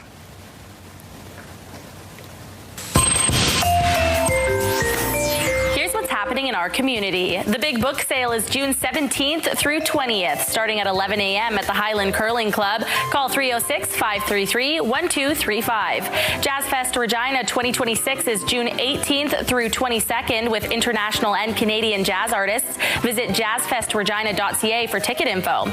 Scott Wood's Fiddle Country is on June 21st, 2 p.m. at the Heritage United Church. Email heritage.uc@sasktel.net. And Drop Zone is raising funds to support Easter Seals Saskatchewan on August 22nd. Spots are limited. Register now at dropzoneyqr.ca. Submit your event to our community by visiting our website, ctvregina.ca. Click Community Calendar or scan the QR code on your screen.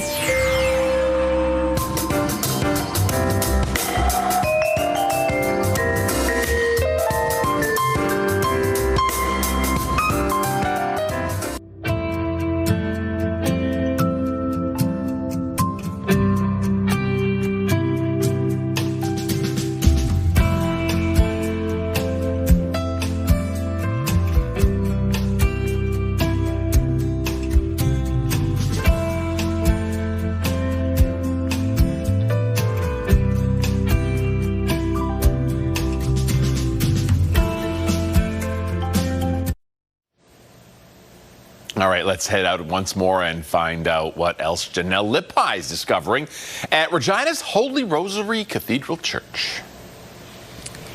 Good morning. This time around, I am with the chair of the Parish Council, Sammy McCarthy. Sammy, thank you so much for having us. We've got this beautiful organ behind us. And when we first got up here, you had mentioned, guess how many pipes there are. I said 40. I was wrong. Tell me a little bit about how many pipes we've got behind us here. There are 3,114 pipes, actually. The organ was built in 1930. About 15 years after the cathedral was done. And it was the Catholic Women's League that found the money to donate $30,000 to build it then. Today, this organ is worth about $2.5 million. There was a big fire here in 1975, which melted, if you can imagine, the heat from the sacristy just went up the ceiling and melted the pipes. So there was a lot of restoration done there. And then in the early 90s, we got a big donation from the Kramer family and refurbished the pipes. They added more pipes at that time. And just recently, we've had to repair to replace some of the pipes that had deteriorated, a few of the little pipes, 15 pipes, and it cost us about $55,000. So it's a very expensive instrument, but we're very proud of it, of course. It's a heritage to us. It's considered one of the best pipe organs in Western Canada. And we have a choir that's been in service for must be 80 years now. We're very proud of our choir.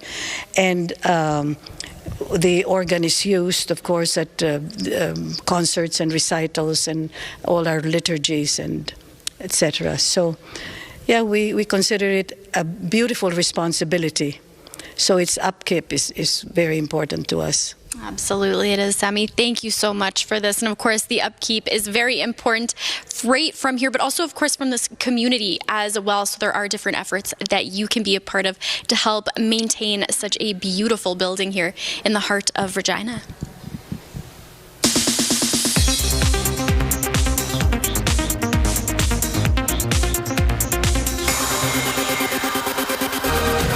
The only way to know your purpose. Disclosure Day earned about $44 million this weekend. That's well ahead of the expected $35 million it was expected to make. It was also enough to put Steven Spielberg's alien thriller in the top spot at the box office this weekend. It stars Emily Blunt and Josh O'Connor. I wish Nikki Freeman loved me more than anyone in the entire world. Meanwhile, horror fans remain obsessed with Obsession, taking in $19 million for second place. That movie's in its 5th week in theaters, having been made for less than $1 million. And in third place, Scary Movie, sliding 70% from last weekend, made $14.5 million. And happy birthday to Courtney Cox, best known for playing Monica Geller in Friends and Gale Weathers in the Scream franchise. Cox is 62 today. And that's what's happening in Hollywood. Allison Cossack, ABC News, New York.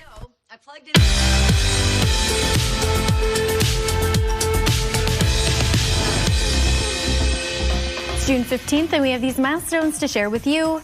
Happy 5th birthday to Brislin. Your grandma and papa love you and hope you have the best birthday yet. And happy belated birthday to Kaz. This is coming with love from your family. And happy birthday to our associate producer, Arden. Thank you so much for all you do, and we're so excited to celebrate you today. Milestones, brought to you by Harbor Landing Village, an award-winning senior care and living community in Regina. If you have a milestone coming up, you can send us an email at yourmorningsaskatchewan@ctv.ca, or you can scan that QR code on your screen. Please make sure to send them at least one day in advance.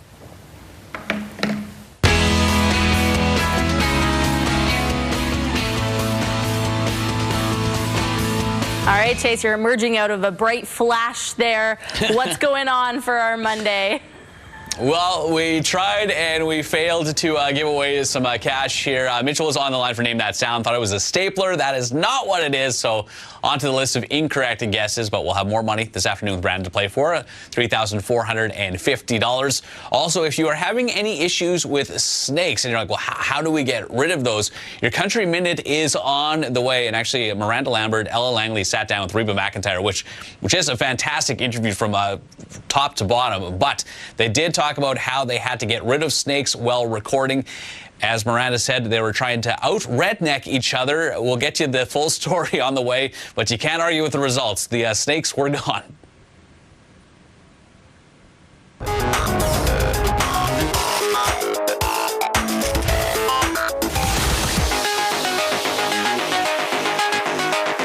Sidebar, we're talking about all those people who will probably be at the beach this summer, and maybe you're planning to do something like this. I look exhausted, oh, stiff and awkward. When you can't swim, you just have to roll with it, right? Steve Mann uses his water spherical as physiotherapy after a back injury. And if you're in Toronto, you can watch him walking on the water at HTO Park every day. So if you have a trip coming up, wow, you can just go and watch this. How much fun would this be? Therapy? That Yeah. does not look good for any muscles. I mean, or joints or anything. I am not a physiotherapist, so I can't comment on that, but I agree with you that it looks like it would just add stress. Very intense. Yeah.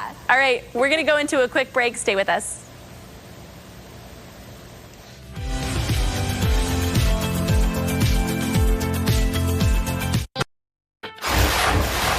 It's Monday, June 15th. It is vital that all parties seize this opportunity to secure stability in the region. There is cautious optimism that a framework to end the U.S.-Iran war will hold. It's set to officially be signed on Friday.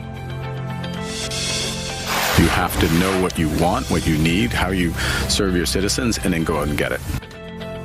On the heels of a busy visit to Ireland, Prime Minister Mark Carney is now headed to France to take part in the G7 summit.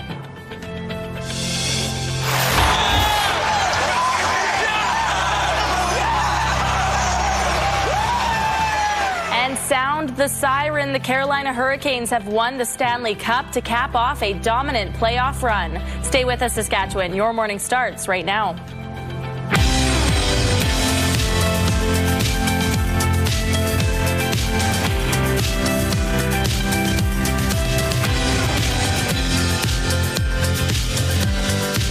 Welcome to Your Morning Saskatchewan. I'm Kayleen. And I'm Janelle. Thanks for being back with us. And it's a pretty nice Monday so far, if we have anything to do with things. How was your weekend, though? Oh, my weekend was wonderful. We hit up the Rider game, of course, and it was just like a very peaceful weekend for us. How was yours? I didn't make it to the Rider game. I saw the highlights. My husband and my father-in-law took the tickets and went anyways. But I stayed home. I had a nice girls' night with my daughter. Amazing. So, yeah, really nice weekend. Aww. We hope all of you had a fun and safe weekend as well. Yeah. Now it's time to get back into the working grind. Here are your headlines. World leaders this morning are welcoming the announced deal to end the Iran war. This is a hugely significant moment. We have long called for de-escalation. So it is much welcomed, and we hope that it will last. Prime Minister Mark Carney posted his reaction, which says, in part, as negotiations continue, we urge all parties to maintain good faith dialogue and refrain from escalation. Canada remains in close contact with partners and is ready to support efforts to bring stability and lasting peace to the region, including in Lebanon. That ceasefire comes as Prime Minister Carney will be in attendance at this week's G7 meetings as he wrapped up meetings in Ireland, honoring his family connection. CTV's Mike Le-Couture has more on the visit. They came by the hundreds to welcome Prime Minister Mark Carney to his ancestral home of Ahagower, Ireland, the town where his grandparents lived in the 1920s before they emigrated to Canada. Everybody is talking about your likeness to your grandfather. You know, the genes are strong. Down the road, J.P. Scott is serving Mark's Maple Sundays in honor of the visit. So we hope this is going to put us on the map, be it like Obama going to Moneygall or JFK going to New Ross. The 17-month-old Malachi Morgan was brought by his mother, who was born in New Brunswick but moved to Ireland 9 years ago. It's a great opportunity to see the leader of Canada, who we're really proud of, and hopefully and for my little son to meet him too, or to see him. Moments later, he got that chance. After attending Sunday Mass, Carney planted a tree as a symbol of his past roots in this town and the connection that lives on with his many cousins. But we're all back in contact, so that's because of him. So as a family, that means a lot to us. During his 2-day visit, Carney tried to deepen economic ties with Ireland. While the Conservatives aren't criticizing the trip, they are lamenting what they call the lack of results. He's been jetting around the world without negotiating a single new free trade agreement with any country anywhere on planet Earth. Carney countered that coming to Ireland is about paving the way for future deals. And by deepening our relationships, by making it simpler to do business in Ireland, in Europe, we create enormous opportunity for Canadian jobs. Economic cooperation will be part of the G7 Leaders Summit over the next 3 days. However, it seems unlikely that CUSMA will be discussed by the Prime Minister and President Donald Trump. Carney says those talks will happen on the sidelines of the summit between Minister Dominic LeBlanc, Canada's lead trade negotiator Janice Charette, and their American counterparts. Jeremy, the town of Biggar was celebrating over the weekend. Yeah, they're in full celebration mode. Because first, Kayleen, it was the annual Biggar Town and Country Fair Days. And this year, though, the event coincided with the completion of Main Street's revitalization. Saturday kicked off with a parade down Main Street to feature both the upgrades and the community that made them possible. The weekend also featured fireworks, a car show, a circus demonstration, and many other activities. According to the town's mayor, the weekend was a celebration of all the hard work that had been put into the community. This weekend is kind of the roundup of our revitalization program. It started about 6 years ago, and it was about 5 years ago that we did a revitalization fundraising drive, and we went from the north end of our main street to the south end. We were able to gain ownership of the old CN property. The next big upgrade to Main Street set to be a 4-story, 24-unit condo building. A groundbreaking ceremony for that was hosted following Saturday's parade. Visitors to Prairieland Park in Saskatoon had the opportunity to go back in time over the weekend thanks to the return of Jurassic Quest. The immersive walkthrough experience features various life-size dinosaur animatronics. The second time the event's been hosted in Saskatoon, but this year saw some new additions to the showcase, including underwater and ice age exhibits. We want to come back with new experiences for the families so they can enjoy other elements just in addition to dinosaurs. So we're all about the dinosaurs, but we now have a 53-foot megalodon and all of the ancient ocean prehistoric sea creatures, and we also have, for the first time ever, our Ice Age assets. Hardy added that he plans to continue bringing Jurassic Quest to Saskatchewan in future years. Well, Kayleen, after a cooler and wetter start to spring across parts of the country, some seasonal businesses are ready for hotter temperatures. That's right, Jeremy. CTV's Alison Bamford explains how Environment Canada's summer forecast may be a warm welcome. On this cool, dreary day in Saskatoon, summer weather can't come soon enough. Definitely waiting on it to warm up. Days like this aren't good for business at this ice cream shop. They closed earlier this week due to the rain. Well, we definitely get a lot more people when it's nicer outside, especially in the evening when it's not so gloomy out and raining. After the province's cooler and wetter than normal spring, summer should buck the trend. Environment Canada's seasonal outlook predicts overall warmer than normal temperatures across most of Canada throughout June, July, and August. And that doesn't mean that every day is going to be smoking hot or anything like that. Drier than normal conditions are also possible, although precipitation is harder to predict. It's showing across the prairies some areas that might be drier than average, and particularly northern Manitoba really stands out for that. So that combination of heat and dry might be an issue for them throughout the summer. At the Valley Road Par 3, they're just hoping for good golf weather. It seems that the golfers like the sun to shine. And when the sun shines, the golfers come. This spring, it's been the snow and rain, but last year it was the extreme heat and wildfire smoke that kept golfers off the greens. There's not really too much we can do about the weather. Personally, I like about 23, 24, 25 degrees. That sweet spot could be hard to find. Although the spring moisture has delayed the wildfire season, the fire risk is expected to increase as summer progresses, which could bring more hot, smoky days. Allison Bamford, CTV News, Saskatoon. A staple organization in the North Central community in Regina, the White Pony Lodge, celebrated its 10th anniversary over the weekend.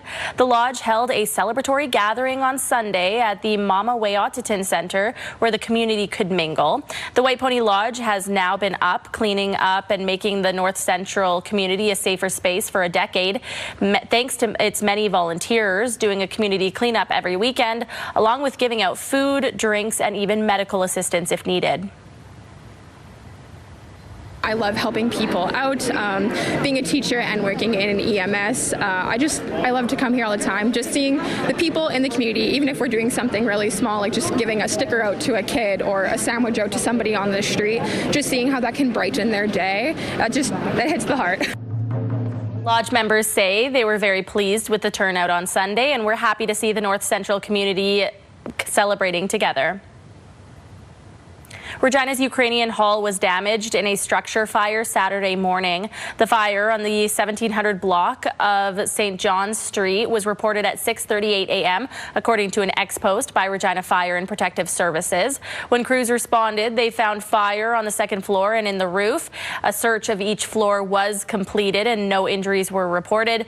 Those involved with the hall say the community is devastated, as they've been told by Regina Fire that the building could be a total loss.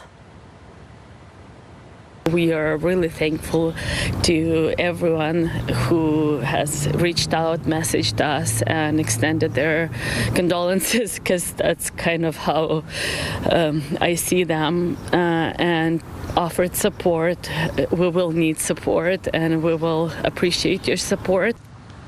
The branch says they are considering starting a GoFundMe to deal with the possible future expenses. The investigation by Regina Fire and Protective Services into the cause and extent of damages caused by the blaze is ongoing.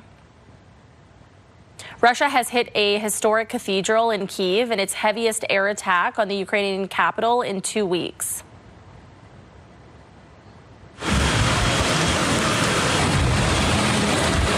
The cathedral is a UNESCO World Heritage Site. Founded in the 11th century, Ukrainian President Volodymyr Zelensky called the attack one of the biggest Russian crimes against Christian culture. Moscow has denied attacking the site. Officials in Ukraine say 9 people were killed in the latest wave of strikes. 4 people were killed in Kyiv, while 5 rescue workers died trying to put out a fire caused by that strike in Kharkiv. UK Prime Minister Keir Starmer announced today wide-ranging rules banning social media use by children under the age of 16 and restricting gaming and live streaming platforms. Rules. But they're also an expression of our values. They shape the social contract. And so this will change the conversations that parents have and the expectations of children over time. It will make a huge difference. It will make our children safer. It will make our children happier. And will give them more time, more security, more freedom to grow up. Armour's plan targets social media platforms like Snapchat, TikTok, and Instagram, and gaming sites where strangers can communicate with kids.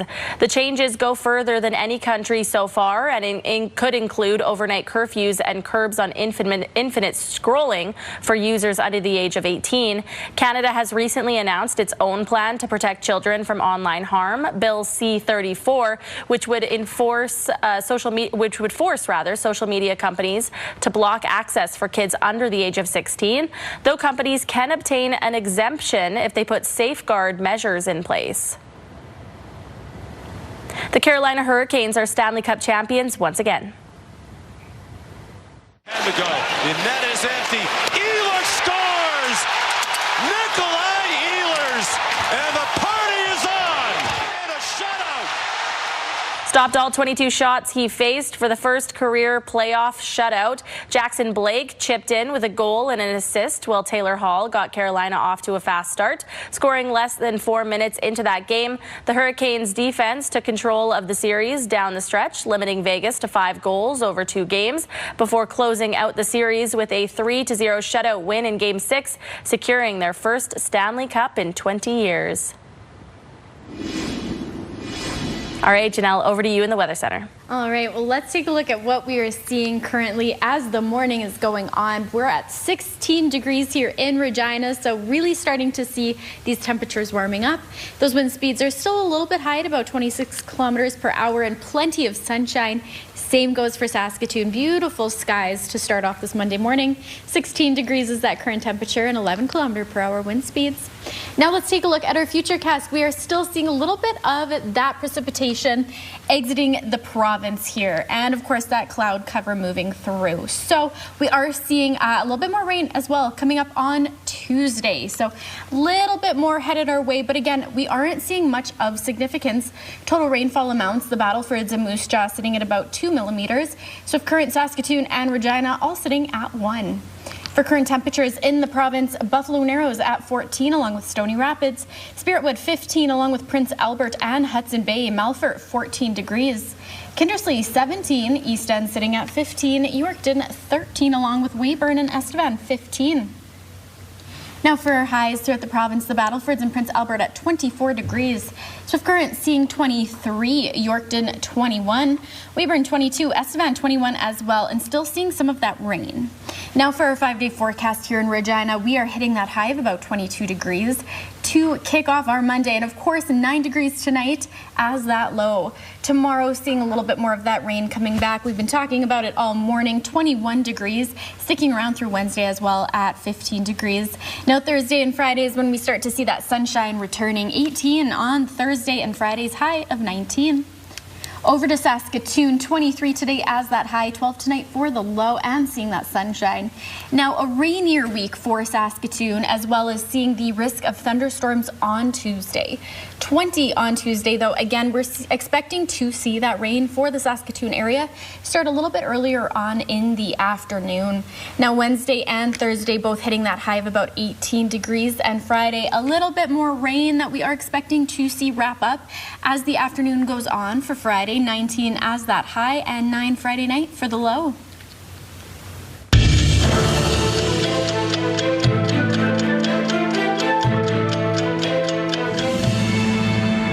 Today in history, in 1944, Tommy Douglas was elected Premier of Saskatchewan. In 2012, Nick Wallenda became the first person to walk on a tightrope across Niagara Falls. And in 1846, the U.S. and U.K. signed the Oregon Treaty, setting the border between Canada and the U.S. at latitude 49 degrees north.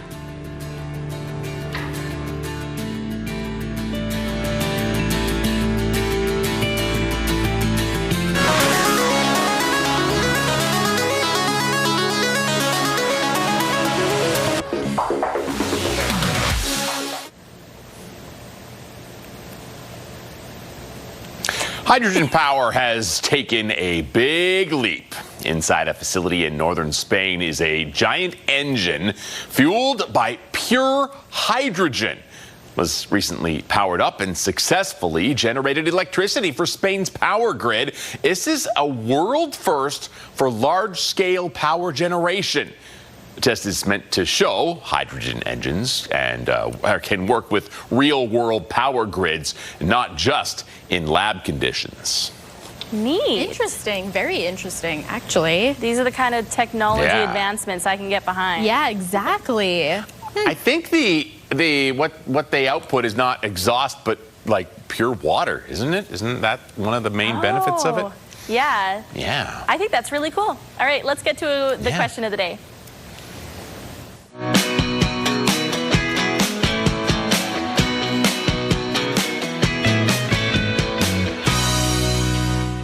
I have to say, Saskatchewan is pretty sleepy this morning, and I have to take credit, I think, for how poorly this question of the day has performed. I guess everybody was just thinking, I already have my skills and talents. There's nothing I wish I could do. That's right. We did have a few more answers coming in, though, right, Janelle? Yes. Yep, we sure did. Lori, who says, I wish I could play the piano. Joe, who says, I so badly wish I could play the fiddle. Every time I hear a song, I wish it was the guy playing it. So I think that's really cool. That's a really fun one, yeah. Janine it's also... never too late to pick up an instrument. That's what I was thinking, and it's never too late. It really isn't. Janine, who says, I wish I had the skill and the talent of penmanship. Both my printing and writing skills are hardly legible. These are all things that we can definitely do. I believe in all of you. I think there's an unfair stereotype that women have better handwriting than men. Yes, I agree. You know what's funny is that Daryl Rummold actually has really nice penmanship. And I don't think people know that about him. Yeah, fun fact about Daryl. Now we do. Thank you so much for answering today's question of the day.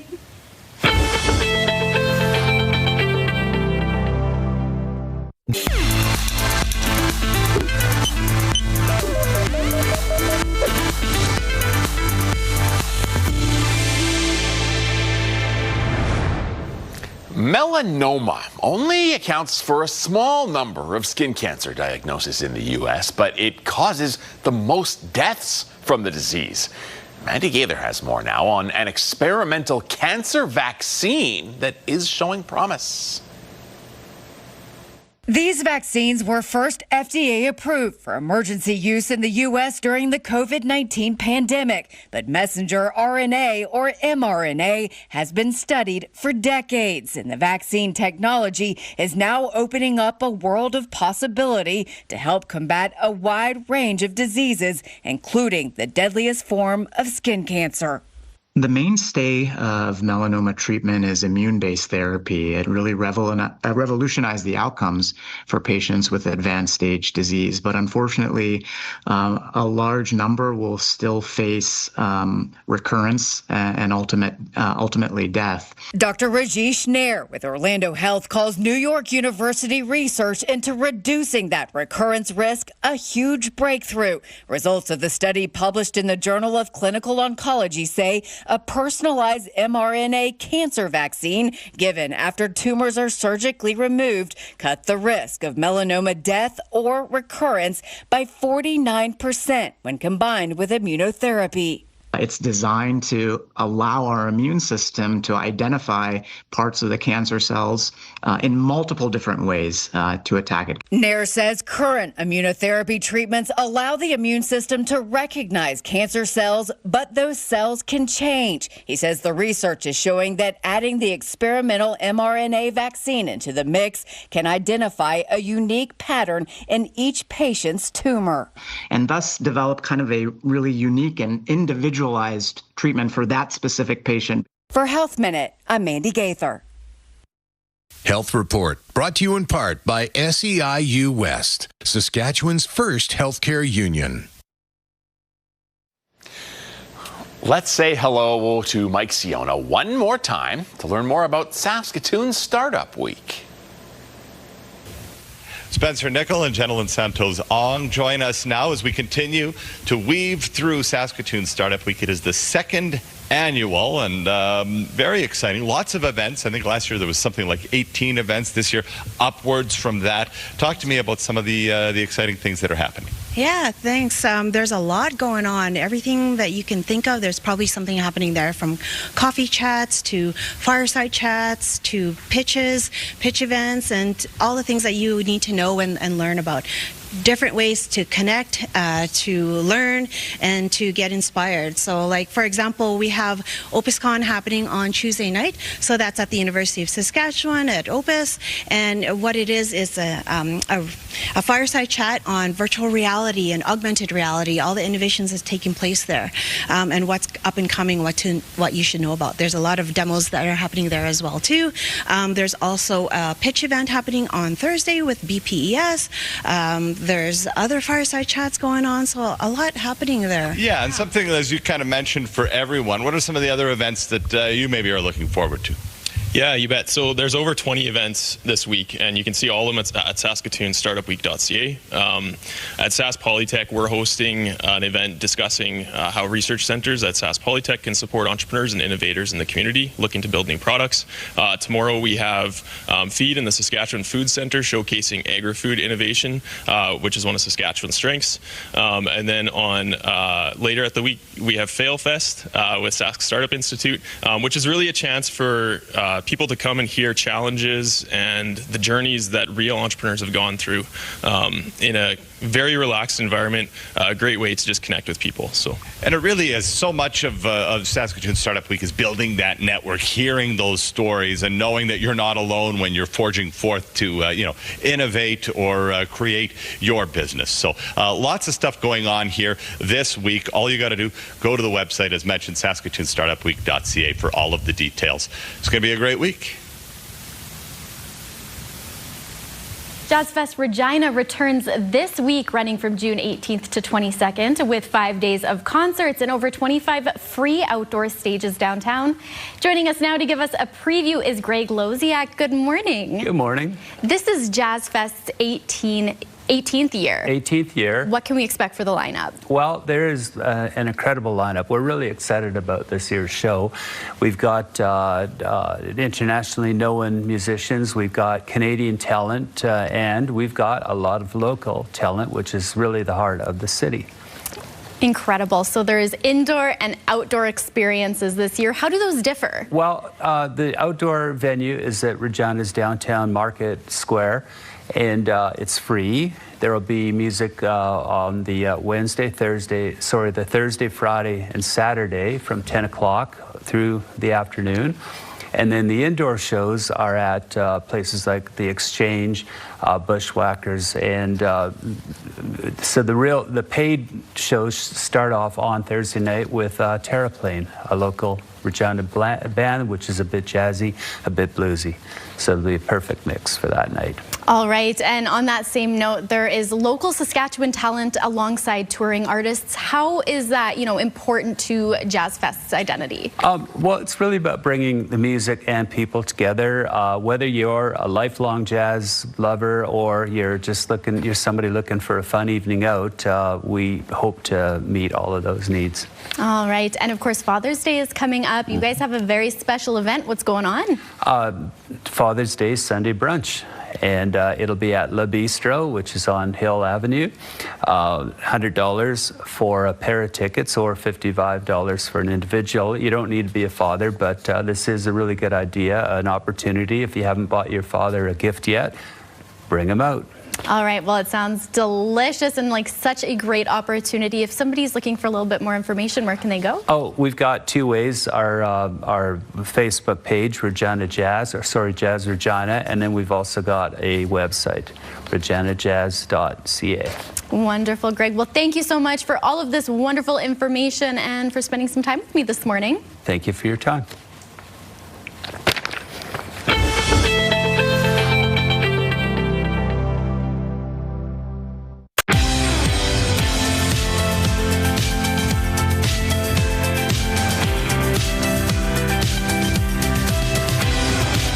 Morning Saskatchewan. It's just after 8:30 on your Monday, and here are your headlines. We're learning more about which Canadians will no longer be getting mail delivery directly to their door, instead having to visit a community mailbox. CTV's Adrian Gabriel takes a look. The convenience of door-to-door Canada Post mail deliveries are quickly coming to an end for millions of Canadians. More of these community mailboxes are coming to a neighborhood near you. These changes are very important to secure the future of the post office. This week, Canada Post revealed its plans to build neighborhood mailboxes in an additional 37 Canadian communities, affecting more than 485,000 homes in 2027, as part of the Crown Corporation's plan to return to financial self-sustainability. Canada Post says they're beginning by targeting neighborhoods where community mailboxes already exist nearby. Here in Ajax, Ontario is one example. Behind me, those homes are on the list to be converted. Across the street, there's a newer housing development, and centralized delivery already exists. We are doing some groundwork right now to find the best site. Accessibility, especially during winter months, are top priorities for urban planners. There isn't a set of standards around how far is reasonable in terms of what is the distance that these mailboxes should be placed from homes. For single-family dwellings in big cities, one planner believes building the boxes near public transit could be an option. Bus stops already have to be, cleared of snow, cleared of ice. About 75% of Canadians already receive their mail at a community mailbox or a centralized location, though the Crown Corporation still recorded a loss of $205 million in the first quarter of this year. As Canadians, we have a say. The plan to end door-to-door mail delivery simply doesn't sit well with postal worker Wasim Khan. There is a solution to the fiscal problem of Canada Post, and it's not the short answer, lowest hanging fruit, which is cutting services to Canadians. Khan says he and many of his Canada Post colleagues believe the Crown Corporation should be looking at more forward-thinking growth initiatives. I think postal banking is a big solution. I think being able to provide same-day delivery could be a solution. Though it appears the Postal Service's plans are already signed, sealed, and set to be delivered. Adrian Gabriel, CTV News, Ajax, Ontario. A plane crash in Missouri has left 12 people dead. It happened in a small town south of Kansas City. Police say the plane was taking people up to skydive. All 11 passengers and the pilot died. The U.S. National Transportation Safety Board and Federal Aviation Administration are now investigating. Saturday afternoon was filled with people marching in the Pride Parade in the streets of Regina.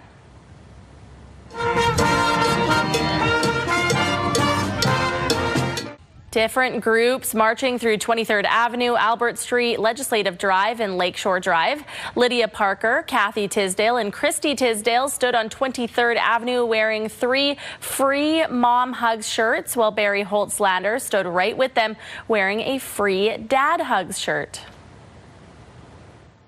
It happens just often enough that somebody that I hug and say I'm proud of them holds on for dear life, and sometimes they even cry because they need it. They need some man to say, you are fine exactly the way you are. Spreading hugs and just telling especially vulnerable youth that they are loved, and even if their families reject them, that they still have love, they still have community. According to Queen City Pride's website, they tend to get over 4,000 people marching every year.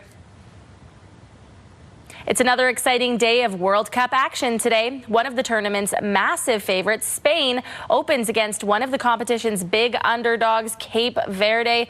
The small island nation will try to hold off the defending European champions at 10 a.m. Sask time. And at 1 o'clock, Belgium begins their quest for their first World Cup trophy, but it's no easy task for the European powerhouse as they face Egypt. And in Miami, Saudi Arabia are in the tough against Uruguay. The South Americans are looking for their 3rd World Cup, but they haven't hoisted the trophy since 1950. That game kicks off at 4 o'clock. And finally, a much-anticipated matchup for more off-the-pitch reasons. Iran opens their tournament in Los Angeles against New Zealand at 7 o'clock. And it was almost exactly 6 months ago the Saskatchewan Roughriders lifted the Grey Cup in Winnipeg. Saturday's home opener was the last chance for the province to celebrate that feat as the team unveiled its championship banner. Here's CTV's Donovan Mace with a look at how the green and white are preparing for this season. As the curtain dropped to unveil the Saskatchewan Roughriders' 5th championship banner in Mosaic Stadium,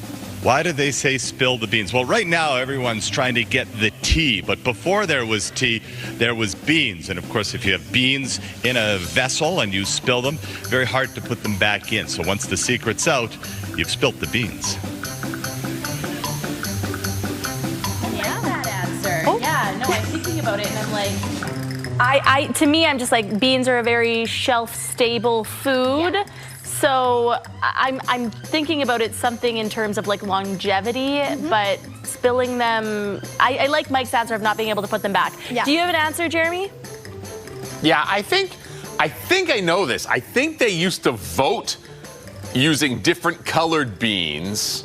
Oh. And then when it was time to reveal the results of the vote, you would spill the beans out and count them? Oh, that would make a lot of sense. I like that one. I like that too. I would say it's just like if you spill anything, you're like, that's not ideal, and it's hard to get it, like Mike said, back in. So. Oh, but I really like Jeremy's answer. Can I switch? Can I switch to Jeremy's answer? Yeah. I'm not entirely sure. No, you sound too confident. Yeah. What do the experts say?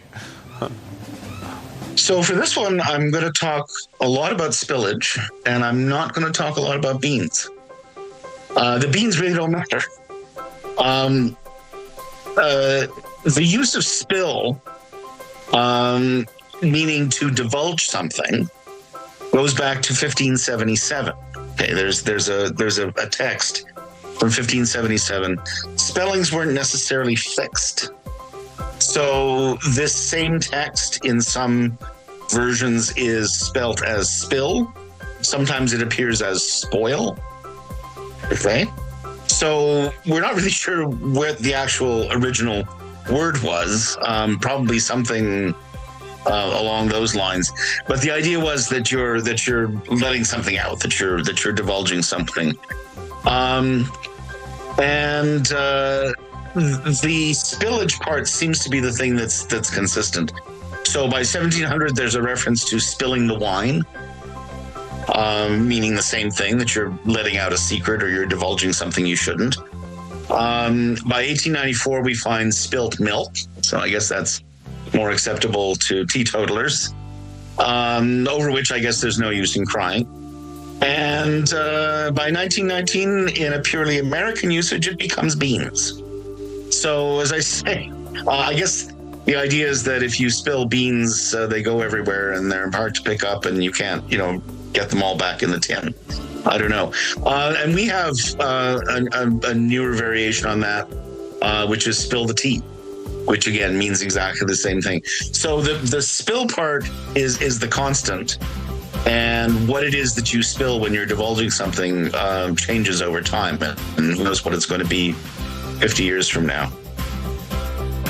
So what I'm learning is that it's basically just been one long game of telephone. Pretty much. Where something changes every generation. Yes. It sounds like Mike was the closest. Mike was right. It does. Yeah. All right. I shouldn't have switched answers. Yeah. All right. That's why we say that.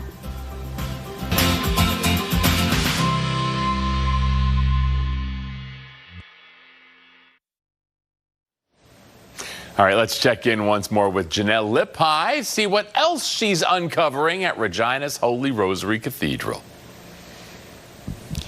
Good morning. This time I am with Carl, who is the voluntary docent here at Holy Rosary Cathedral. Thank you so much for being here. I am so excited to talk about this.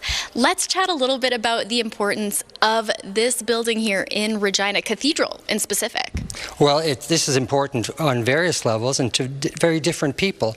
People across Canada might be interested in coming to the cathedral because it's a prime example of Romanesque revival architecture. But people are also interested in coming here for the artwork. The other life this has is that it is, because it's Romanesque revival architecture, and that is a kind of church that we see throughout the world. People from Africa, from the Philippines, from Asia, from Vietnam, when they come here, they see something that's very similar, and that makes them feel at home. Yeah. Now, if we look behind us, this isn't like it is a Romanesque revival. It has the arches, it has the stained glass windows, but it has evolved over the course of the century to be very modern in some ways. The if you see right at the back, there's a ceramic mural that was done by Lorraine Malik, who was one of the Regina Clay artists. The architecture, the renovations were done by Cliff Weens, who was part or associated with Regina 5, which was a group, an artist movement in the early 60s and 70s.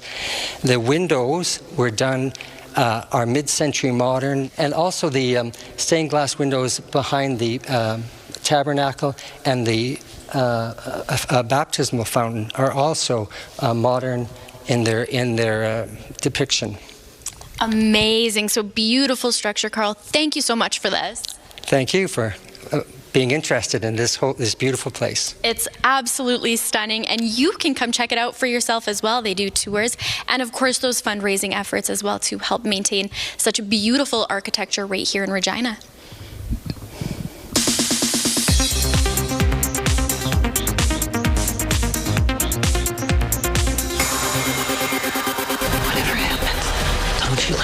Steven Spielberg's Disclosure Day topped the North American box office in its debut weekend. Emily Blunt describes her reaction upon first reading the script. I was a bit overwhelmed when I read the script. I was like, this character is going to be a kaleidoscopic experience. You know, luckily when you're directed by Steven Spielberg, you're kind of safe.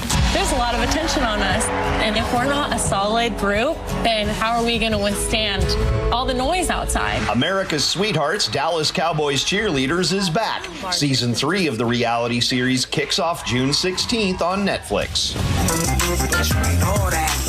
Cool cats cruising the 70s flick, old school energy like 76 with the wide brim hats. That's British jazz rap group Us3 and their new song Cool Cat. The new single features vocals by longtime collaborator Akil Dasan. In Hollywood, I'm Rick Damigella.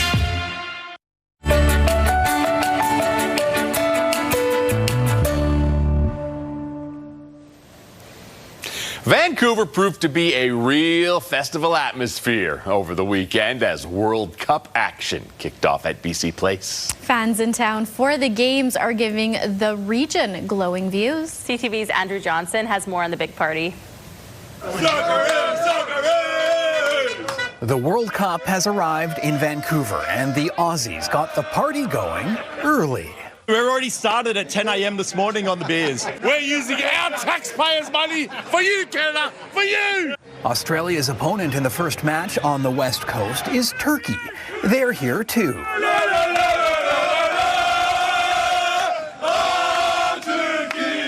Yeah, over the moon. We're so excited. Closed off to cars, the downtown pedestrian zone is packed. A parade of nations checking out iconic Granville Street.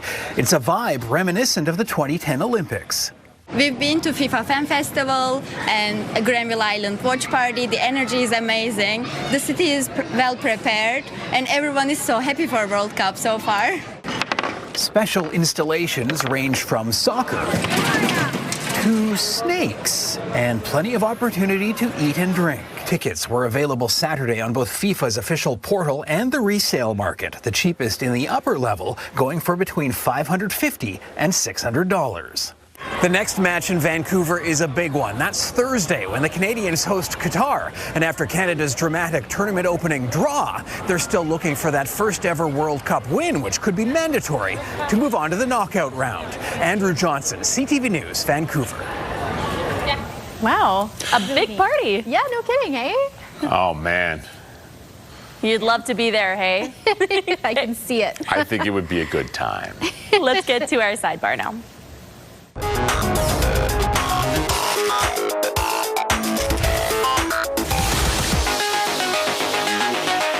All right, I'm going to make a bold proclamation here. This is the cutest birthday party ever held.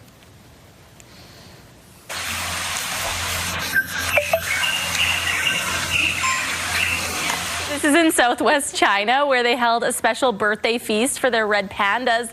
It featured fruit skewers made up with grapes, apples, bananas, and plums. A bonus, they were arranged on a refreshing watermelon platter. Oh, look at them.